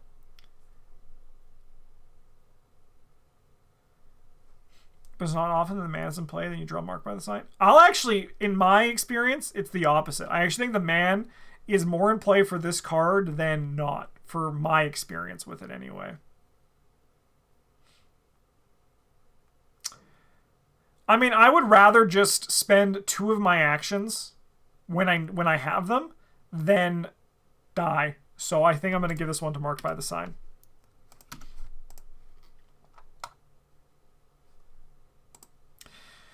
Sorry, Whispers in Your Head, but you know what? I think you're gonna do pretty okay in the losers bracket. Oh no. Sorry, Cult Search, but you're about to get absolutely bodied. All right, the final act, Surge. If no remaining sanity, place 2 Doom on the current agenda. Versus a card that can move Doom, but what happens when you lose Echoes of the Past? Honestly, not too much. Honestly, not too much. So I think this one's going to go to the double Ancient Evils that also surges, potentially. Bracket rigged to remove small art. You know it.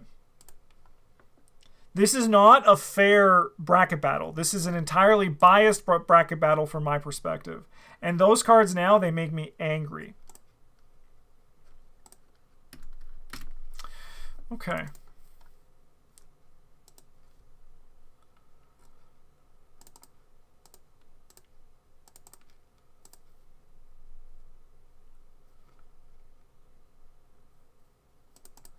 Okay, now we actually have to talk about Dance of the Yellow King, because we didn't talk about it in its first match, which was against Ooze and Filth. Spires of Carcosa, we all know it, we all love it.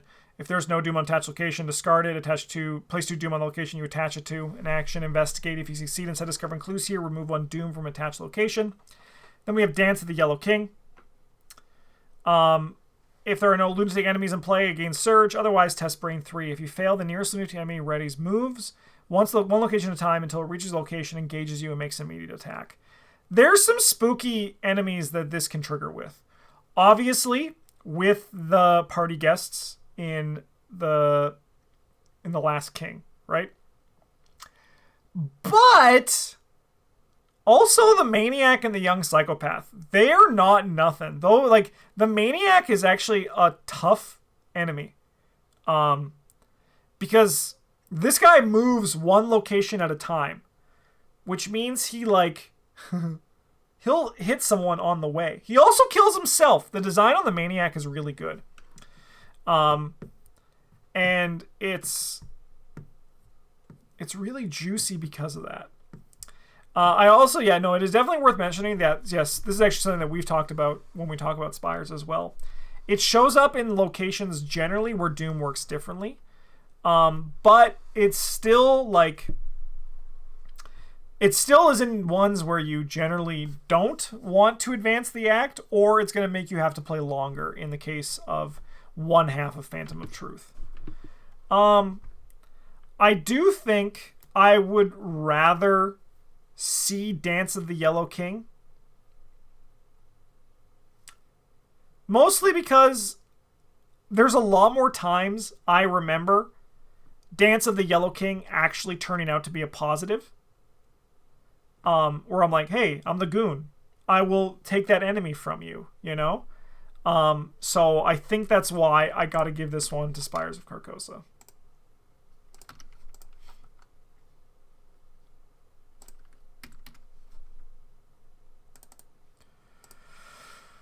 All right.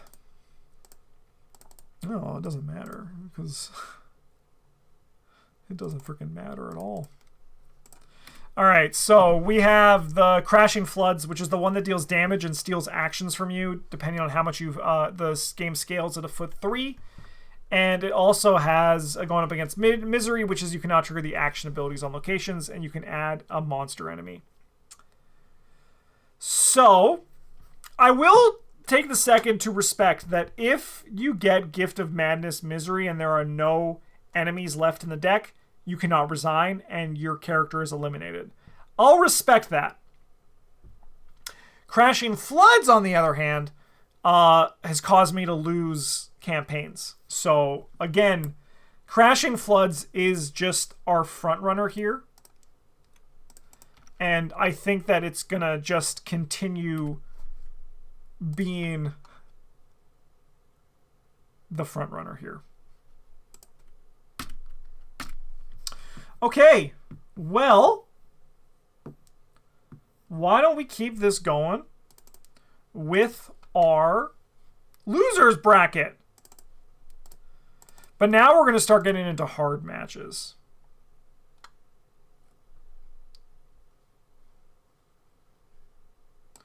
Oh, it's after the cost. There is no then. Oh, there is no then. Okay, so then never mind then. Oopsie, that's not the matchup. Corrosion. Okay. So Eyes in the Wall is the rotted remains where you need to spread it evenly, and the Corrosion is the one that hits your item assets. Oh, this is a matchup. One absolute god, is unfortunately leaving the competition in this matchup here.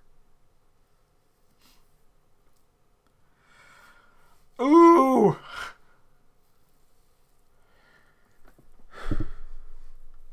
Excuse me.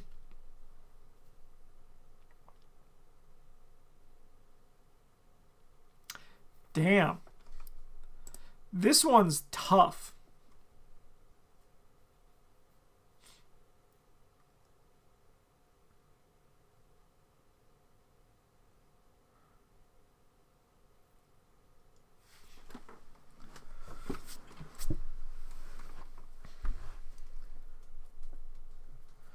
Do we have to eliminate one here? Yeah, this is an elimination round. So one of these is out of the entire tournament.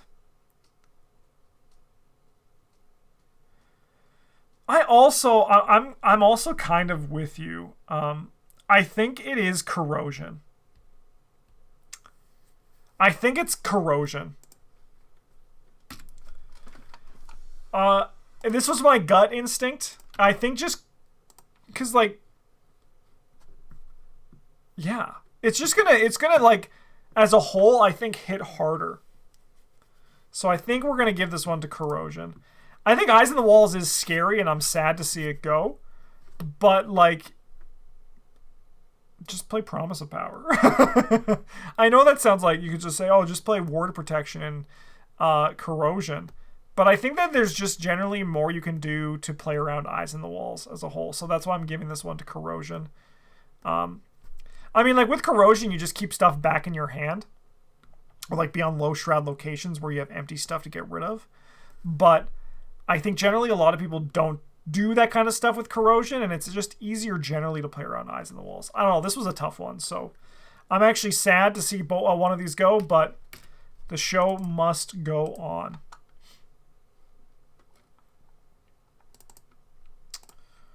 Okay.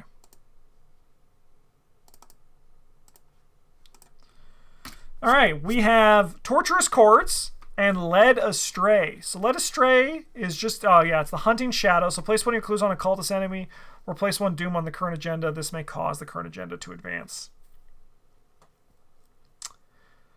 I think I'd still rather draw Led Astray here. If you're behind in Echoes of the Past, I think no matter what, all these encounter cards are, like, gonna hurt more. But generally, you're ahead, and this card is kind of more just like, okay, we gotta move a little bit faster, not, oh, we're gonna lose. And Torturous Chords is more annoying than I think it is, like, game losing, but I do think I'd still rather draw Led Astray, because it generally just does nothing. More than it does something, rather. I should finish my sentence. Where someone says, no, it actually does do something. Because you do be right. You do be right.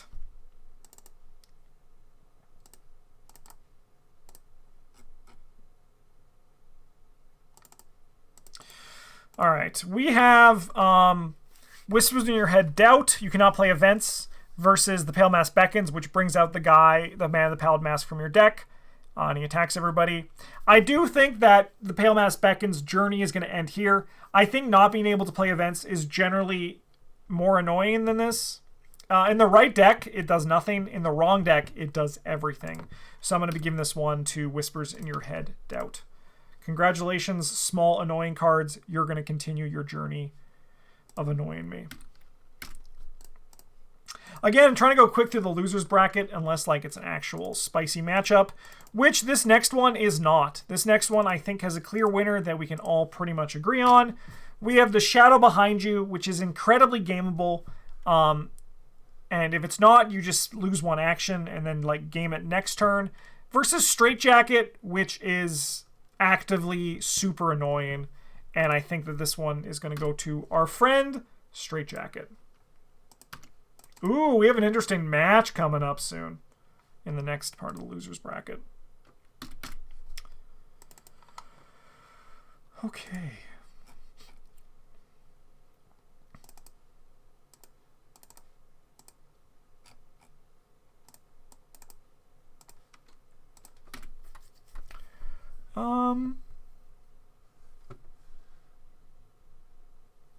All right, so we have Gift of Madness, Misery. This is the one where you can now trigger action abilities on locations, and Torturous.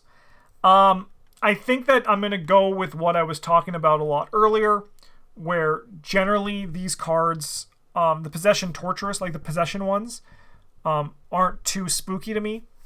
And I think the Gift of Madness is more likely to cause problems. Funnily enough, both these cards can actually cause your character to be eliminated, like killed, removed, driven insane, whatever you want to call it, from a campaign.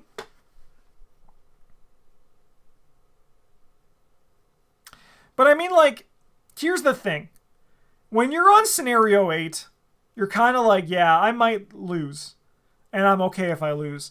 You're on Scenario 4 and you're like, I really don't want to start a new investigator. So I think I'm going to go with this one for it. But honestly, both of these cards don't really scare me that much. I'm kind of happy to draw either of them. All right.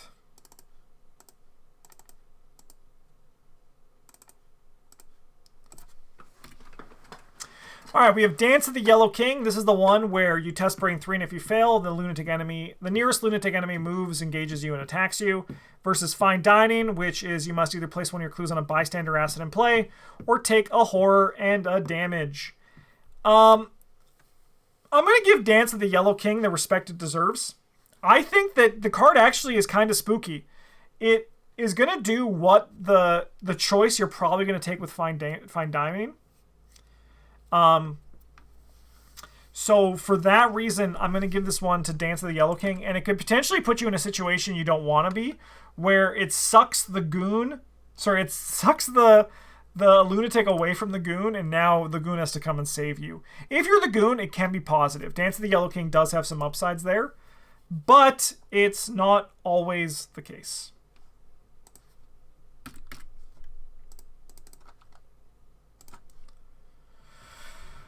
Okay, the Cult's Search is going up against Descent into Madness. All right, so this is the one that moves Doom. I mean, I'm going to give this one to Descent into Madness. Like I said, I'm going off gut instinct here, and I think that Cult's Search has kind of just been getting here generally versus like who it's been going up against. So I'm going to give this one to Descent to Madness, and honestly, I'm not too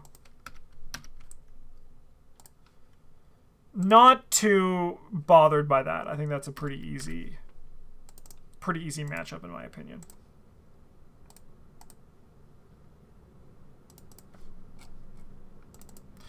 Okay. So both, all right, here's the question. We have a great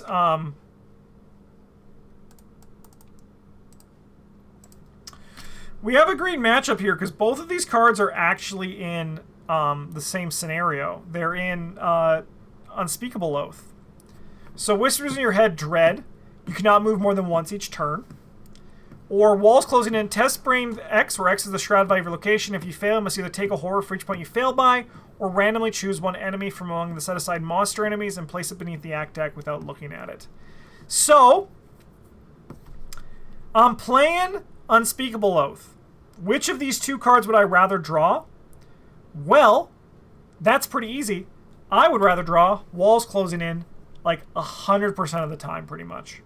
The only time I wouldn't is if there were no monster enemies left in the monster deck, which, as I said previously, has never really happened to me.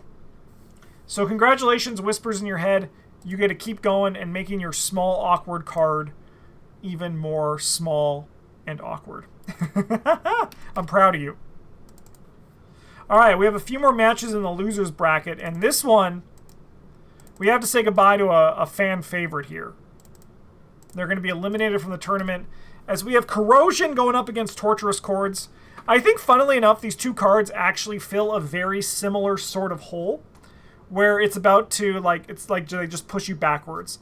I do think that Corrosion pushes you back in a much tougher way. So Torturous Chords, we're going to play you the tune of, we're going to play you Ave Maria as we eliminate you from the tournament, and we keep Corrosion going strong and powerful and sexy. I don't think people would disagree with me on that one. I do think that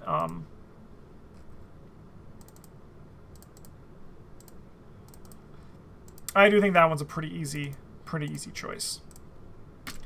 Because like Torturous Chords is more annoying than it actually causes you to lose. Okay, Whispers in Your Head Doubt. This is you cannot play events versus everyone's favorite Straight Jacket. Huh. Alright, chat. This is one that I would love your opinion on. Because I think I know what I would choose. And I'm just trying to see if maybe I'm out to pasture. But I do think that this one is a pretty simple one. So my gut is I would rather draw Whispers in Your Head because you can just get rid of it and it doesn't actually put you back. So this one's I think pretty easy, right? Like this one's just I would rather draw Whispers.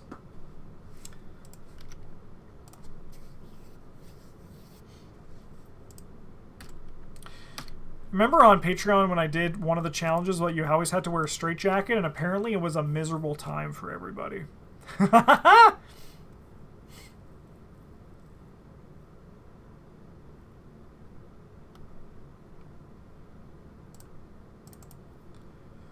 Okay.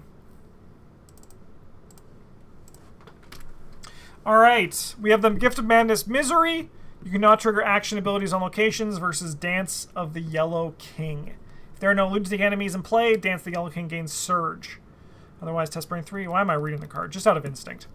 I think this one, I think that Gift of Madness Misery's time on this, its watch has ended, and Dance of the Yellow King can keep going.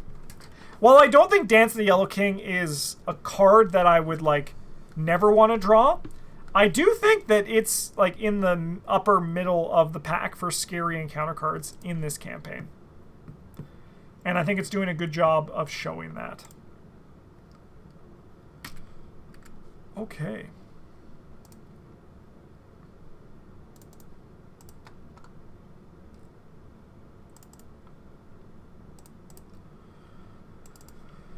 Okay.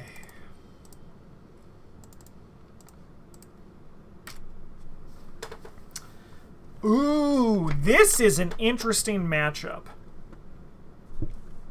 Descent into Madness. If you have at least 3 horror on you, lose 1 action. And Surge versus you cannot move more than once each turn. Double action, discard Whispers. So, I think with Descent into Madness, you kind of have to assume that you have 3 horror on you, right? Because otherwise the card doesn't exist. It's really good design in the fact that this card actually doesn't exist until it hits, right? And then not only does it hit, but it also gives you some extra juice on top of that of taking away one of your actions. So I think because of that, I gotta give this one to Descend into Madness. Because, like, if you don't have 3 horror on you, the card actually just doesn't do anything. But it still always surges. But as soon as you have 3 horror on you, you lose an action and this MF or surges on top of it. Alright.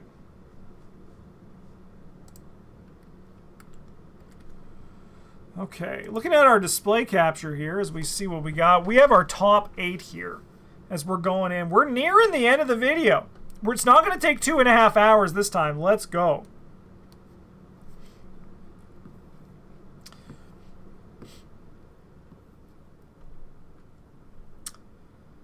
That's a good point. Like, if you draw Descent and you don't have horror on you, it means you won't draw it later. I will notice, we were playing yesterday. We were recording Path of Carcosa on Wednesday. And it actually has a lot more Mythos deck shuffles than I remember.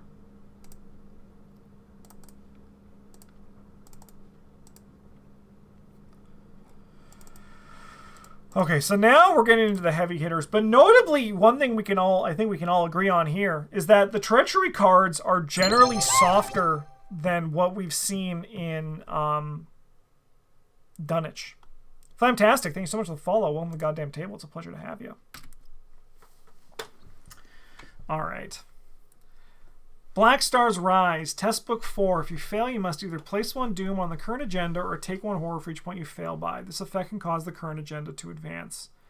Realm of Madness. Discard cards from play and or from your hand with a total printing cost, resource cost of at least X, where X is the amount of Doom. The horror on your investigator. If no cards discarded by this effect, take 2 horror.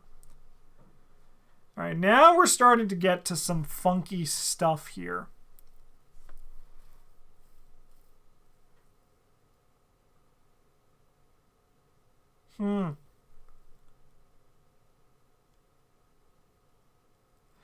I mean, for me personally, I think I know what I would choose here. Of the card I would rather draw of these two, if I was like given the choice. And I'm pretty sure that most of the time, I'm happy to lose. I'm happy to like get an Ancient Evils or take some horror versus like nuke some of my hand or board. Now you might be thinking, but Justin, didn't you talk about how that one Twisted to His Will card, you're not too worried about getting rid of cards? Yeah. But like, this one's like, so the thing about like when like discarding randomly is it takes any like choice out. So you're just like, okay, it's in like Jesus has taken the wheel. When it comes to like having it to target specific things, like for example, things that have a cost and you need to hit certain thresholds, that's like now targeting stuff. Like obviously, yeah, like having the choice to like, I would love to discard a Eureka from my hand, right? But stuff like this, it wipes your board, it wipes your hand, it takes away things that cost your stuff, and like everything it discards from play is eating up some of your tempo, right, that you put into the game. I also might be biased because, as I said, I think this is the reason that Eric and I lost. And yeah, it can be high. Like generally, I've seen it. Like for me, it usually is around 4 to 6. I'm not 8 to 12 for me, for most of my times. But like even then, 4 to 6 is a lot to get rid of. So we're gonna go with Realm of Madness. But I agree, the number is really high.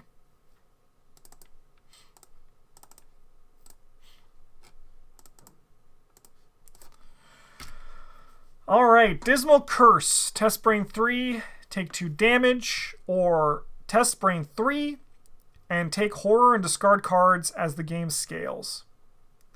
The Dismal Curse notably also scales, and it's 4 damage. Funnily enough, both of these cards can actually cause you to lose. And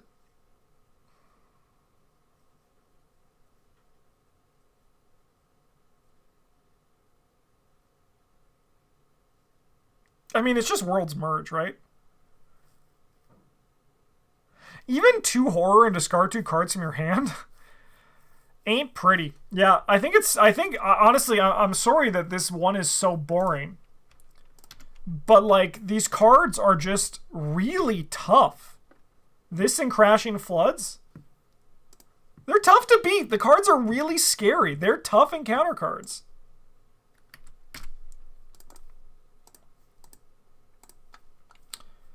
All right. Like, I wish there was a bit more excitement, but there really isn't. All right, Marked by the Sign in the final act. Peril, Test Brain 2. If you fail, take 2 horror. Is in play, the hard double is considered to be direct if it's +2 difficulty. And then the final act, if you have no remaining sanity, place 2 doom on the current agenda. This effect can cause the current agenda to advance. And this motherfucker always surges. This one's like Descent into Madness. It always goes. And if I remember correctly, the Descent into Madness is also in Dim Carcosa, right? Damn. It's a tough final scenario.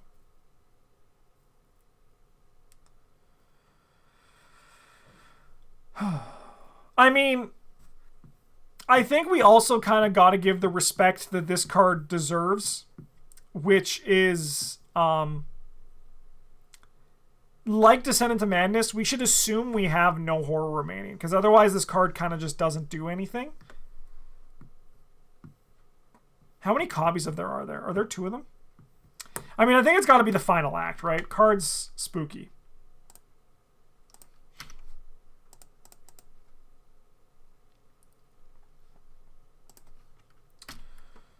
All right. And our last battle of our top 8. 2 heavy hitters and 1 winner. Just 1? Okay, just, I mean, it's... Not that, like, the amount in the deck changes too much for me. We have Spires of Carcosa, which we all know and love, and Crashing Floods, the scariest card in... I'm sorry. I'm sorry, everyone. It's already over. I called Crashing Floods to win. I called Crashing Floods to win, and nothing has shown me otherwise. Like, it is going up against the final act next turn, but I would rather... I would rather lose 2 turns. Like, I would rather lose 6 actions than lose 3 actions. I know, like, you might be saying, Justin, that's crazy. But it's not. I'm telling you, it's not. Because you still got to take a turn when you get Ancient Evils. You still got to take a turn. You don't got to take a turn with Crashing Floods. Because when you lose... I'm going on my rant here, okay? But when you lose your turn, when you lose 3 actions to Ancient Evils, the game also loses 3 actions. When you lose actions, the game still gets its turn, right? So Crashing Floods is basically giving the game 1 more turn. Ancient Evils is removing a turn from you and the game equally. Just pass the test? Sure. Just pass the test. That's also, you could definitely do that. But you also could just fucking fail the test. Tell this to, like, your 2-foot seeker who's like, we're gonna fucking lose.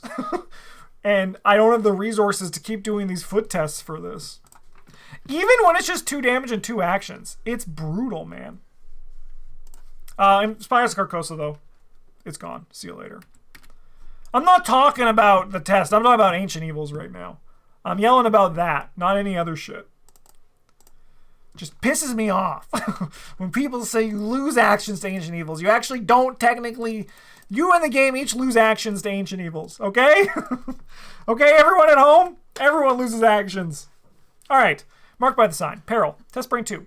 If you fail, take 2 horror. If the man in the Paladin Mask is in play, it's considered to be direct. Corrosion. Have these 2 fought each other? It's a good way for me to check. No, they haven't.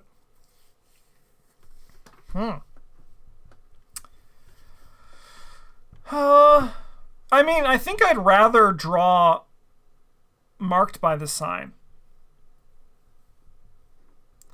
Like, yeah, Corrosion can sometimes just do nothing.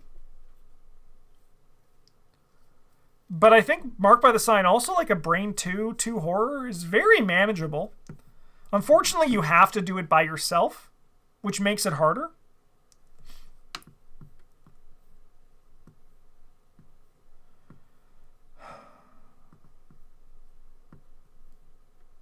Marked by the sign, I'm sorry, I think your watch has ended.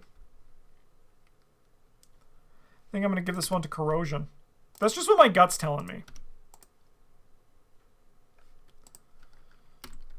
Ooh, this is actually a very interesting matchup. This one has a lot of similarities here.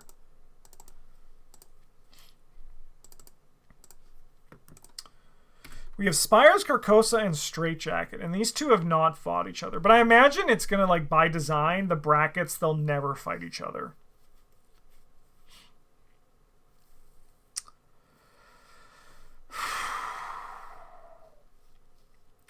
I think due to the nature of how the agendas work with Spires of Carcosa, I gotta give this one to Straitjacket.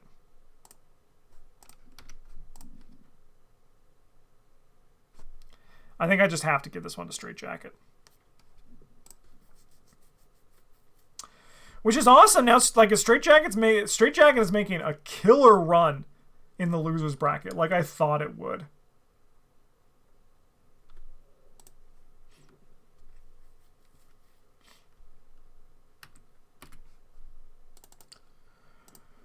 All right.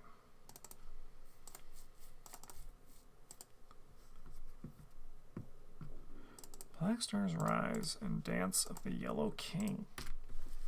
All right, Black Stars Rise, test book 4. If you fail, you must either place a doom on the current agenda. This effect can cause the current agenda to advance. If there are no lunatic enemies in play, Dance the Yellow King gains Surge. Otherwise, test Brain 3. If you fail, nearest lunatic enemy readies moves one at a time until each location engages you and makes an immediate attack. Who has Black Stars Rise fought?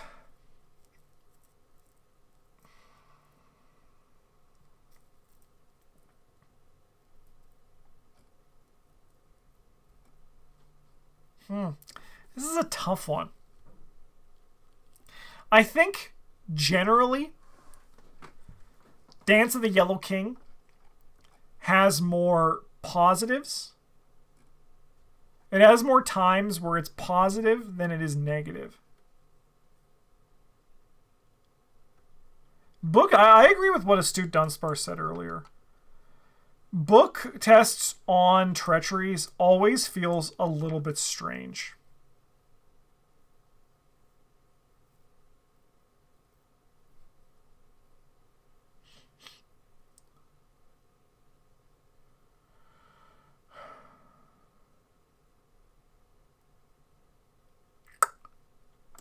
I think it's gonna be Black Stars Rise.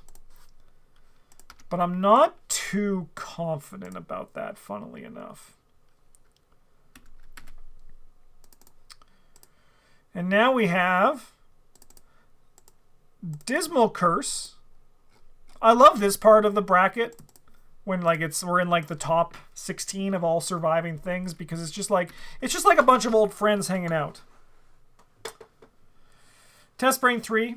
If you have no... I honestly do think there should be more fist tests on treacheries. I do. I do think that. I think fist tests on treacheries is good. I think we need to punish those damn seekers more.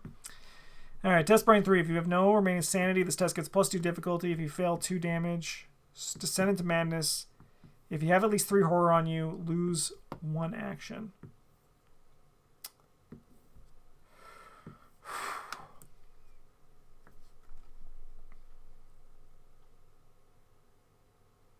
What did Descend into Madness lose to? It lost to a Whispers in Your Head. That's fucked.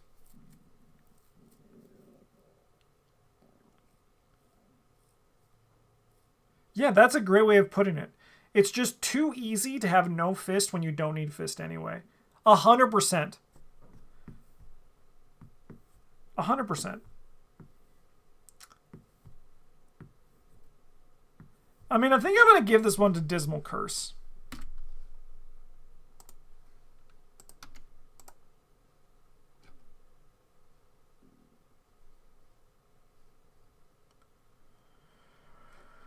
Yeah.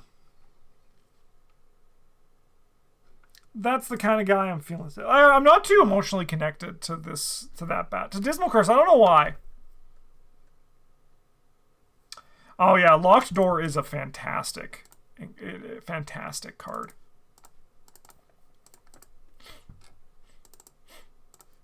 Okay. We got Corrosion going up against Straitjacket. These two cards are actually incredibly similar. They're actually like incredibly similar. I think what's going to give Corrosion the edge is that you lose the assets. Where in Straitjacket, you lose the tempo, but you get to keep the assets. So I think that's like the what's going to be the deciding factor, right? Corrosion removes them. Now, yes, Corrosion can hit stuff in your hand, so like that makes it softer. But I think it's just like generally looking at it, I think that just like, say for example, if both of them hit the same situation where you're on a 3-shroud location and your only card in play is a machete. Your only card in your hand is a machete. I would much rather draw a straitjacket in those times. And I think just like once again, the bracket battle is about looking at cards in a vacuum. And I do think that just in the vacuum, straitjacket is less punishing as a whole compared to Corrosion. So I'm going to give this one to Corrosion.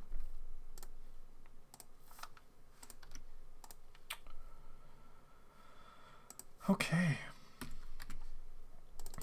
And then we have these last two cards in the loser's bracket before we go up to our top four. This damn Dismal Curse. I have no emotional attachment to either of these cards. Okay. Black Star's Rise. Test book 4. If you fail, you must either place a doom on the current agenda. I'm going to do that. That's what I'm going to do. I'm going to just, if I fail by more than 2, I'm going to put a doom on the current agenda. Test Brain 3. Or Test Brain 5.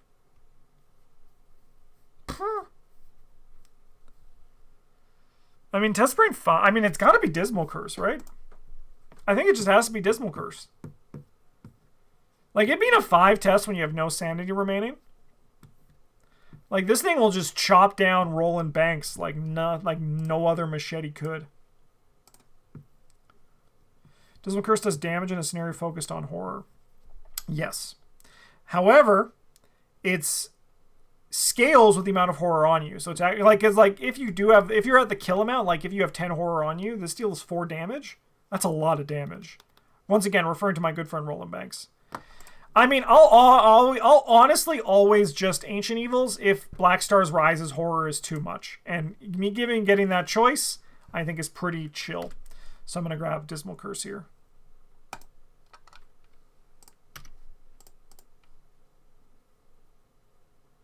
Yeah, because there's also like the creature out of Demhe. He's got to deal damage, right? And also like the winged one. I think doesn't that thing deal 3 damage? Yeah, it's like I think Holy Helicopter's right. This deals the finishing blow. All right. All right, on to our top four, sorry. Top form. All right.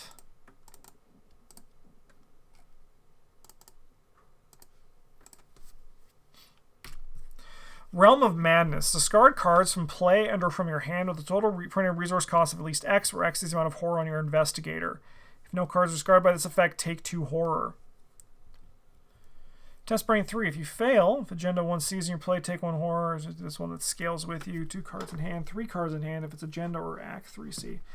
Possessions kill you at that point. Possessions do kill you at that point. It is true. Those go up in scale too, but you can only take 2 damage so many times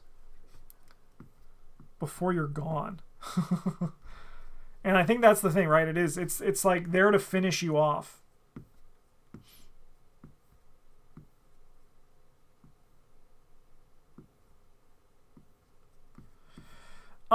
This one's interesting. Because my gut for this one is actually Realm of Madness. That's what like my gut is telling me to pick here.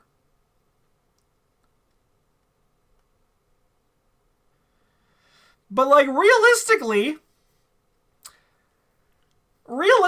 Worlds Merge will get rid of like 6 cost worth of stuff on its final mode. However, you get a test for that. So that's kind of like what I'm looking at for this.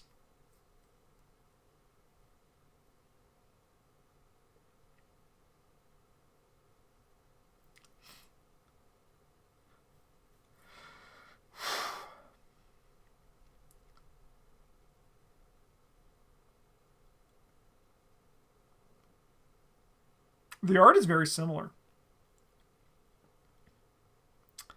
Man, I think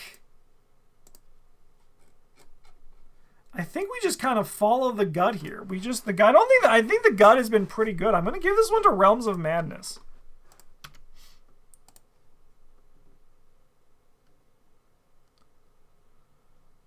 It's kind of just like how I'm feeling.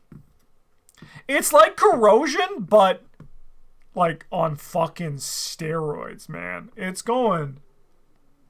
powering the hell up.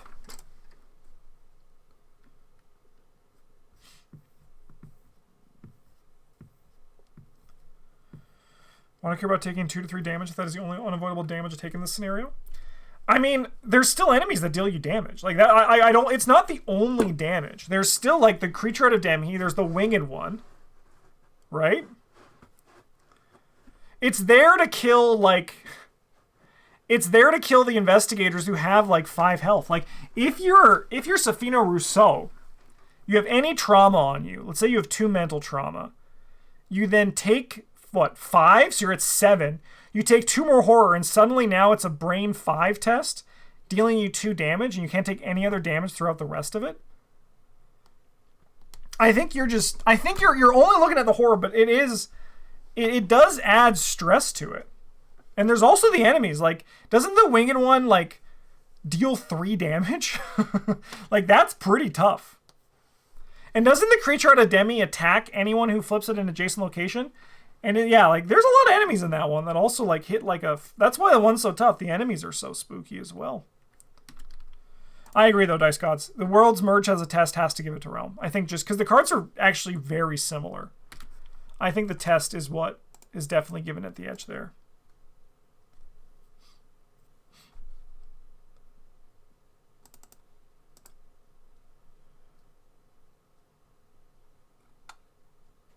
I do agree. The first one, I think the first one is a free draw. And then you're like, oh God, I've seen it twice now. And I only have like 2 damage left after this. So if I see a third one, it kills me. I think the first one's a free draw. I don't think the future ones are.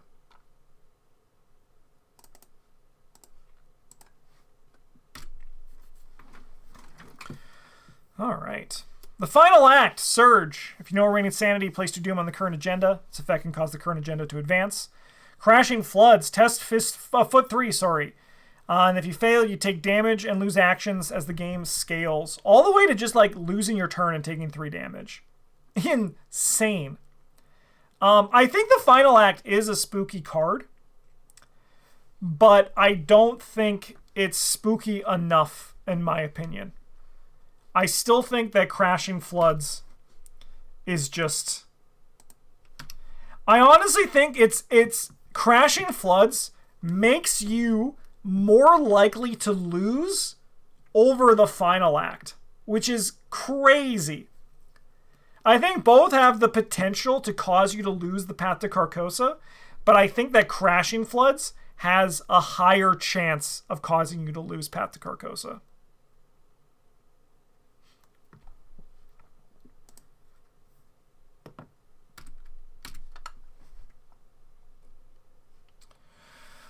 All right, we have a few more in our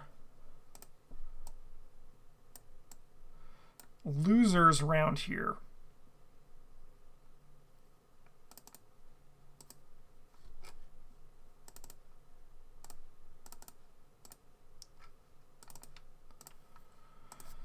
Okay. We have World's Merge versus Corrosion. Is this the end of Zombie Shakespeare? Is this Corrosion's time to go?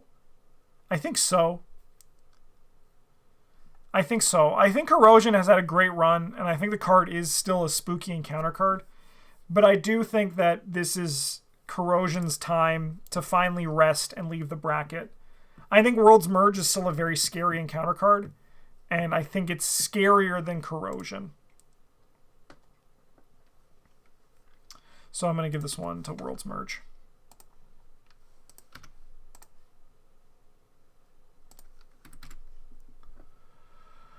Okay.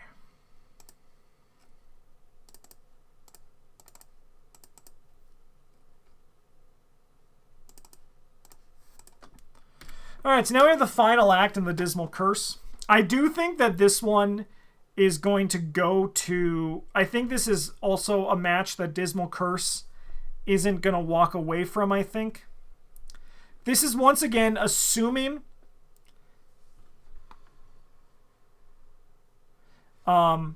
Disagree. I've straight up taken Corrosion out from decks when it just nuked my tableau twice. Yeah, I mean, it sucks. But, like, hold stuff in your hand. Just hold something in your hand. And you play around Corrosion, no problem. I think you can play around Corrosion very easily. I think that I've only had, like, 2 times where Corrosion has nuked me. And it's mostly because I was playing bad. In my opinion, anyway. I could have, like, you know... It's like, what's that called? Crypt Chill. You kind of just have to, like, be aware of it. And if you're not being aware of it, you got to ask yourselves, why am I keep getting corroded out?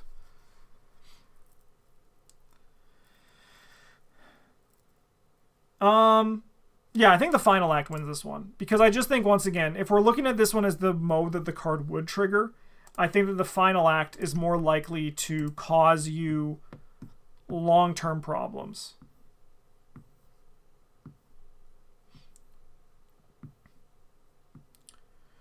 Okay, and we have our final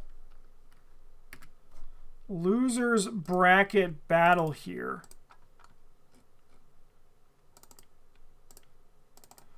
Which is the World's Merge in the final act.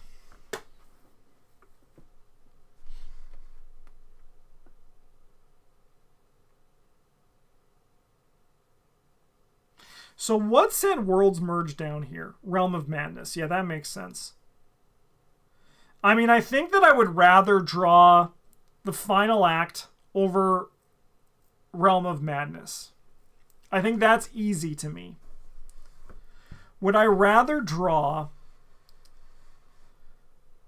World's Merge over the final act? I don't think I would. I think still the final act is... Sorry, this way. I think the final act is still the one that gets me. Okay. So then if we look at this, we're just going to quickly just take a little peek at the bracket here, okay? Because what happens here is we actually don't need to do this. So Realm of Madness and Crashing Floods. I think, like, we know who's going to win. We're going to actually do the match for it. But what's going to happen is that Realm of Madness is going to go up against World's Merge. World's Merge is going to lose to Realm of Madness, and then it's going to have to do a rematch up here. So I think then what we can do is we can call World's Merge our third place. So yeah, then our fourth place is Final Act. Our fifth place is Corrosion. And our first place, as we get into our final battle, the fight that no one saw coming. That no one saw coming.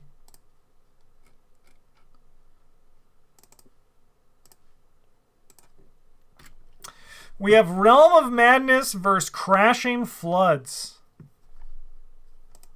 So, I called it from the get-go, and I do think that Realm of Madness does put up the best showing against Crashing Floods. But Crashing Floods is a hell of an encounter card.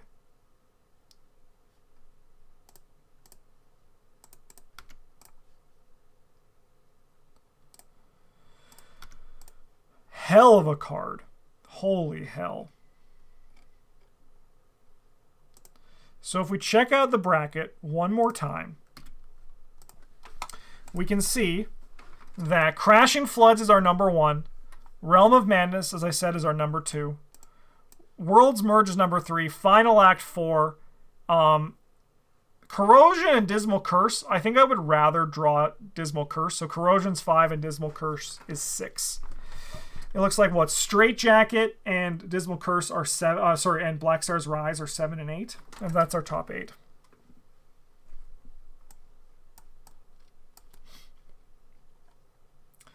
You personally think Corrosion is worse than Realm of Madness since I can discard events to Realm of Madness? I agree if they're both discarding 4. But I do think that Realm of Madness, which can discard upwards of 8 to 12, it becomes a lot harder. I think that's, like, for me, why I think that Realm of Madness has definitely a lower floor, but Realm of Madness has an impossibly high ceiling. Like, like here's the thing, right? You could just like have the worst luck. You can get your starting 5 sanity on you, your 5 horror, and then draw Realm of Madness on your first Mythos phase, and you're like, well, shit. I gained my resources, I played my cards, I'm down to 3 cards in hand, and now I need to lose everything, right? Like, it can just kill your first turn. And I don't think that Corrosion would have the same effect. However, also, if we're going to just be honest for a second, if Corrosion is very easy if the English language works for the card. Unfortunately, the English language does not work for the card. So what can you do? Thanks for watching, everybody. I hope you enjoyed this episode. Remember, for you people on YouTube, I am just one man with my dumb one-man opinions. This is just my own bracket battle. So if you want to do it, do your own and let me know who comes on top of yours. But thank you so much for watching. I hope you enjoyed it. We'll be back in a few weeks to do the Forgotten Age bracket battle and see how that one goes. That one has some bangers. So that's going to be a great battle. Forgotten Age is going to be a really fun bracket battle because they have some crazy tough treacheries in that one. But in the meantime, thank you so much for watching. Have a good one. And as always, a GG's.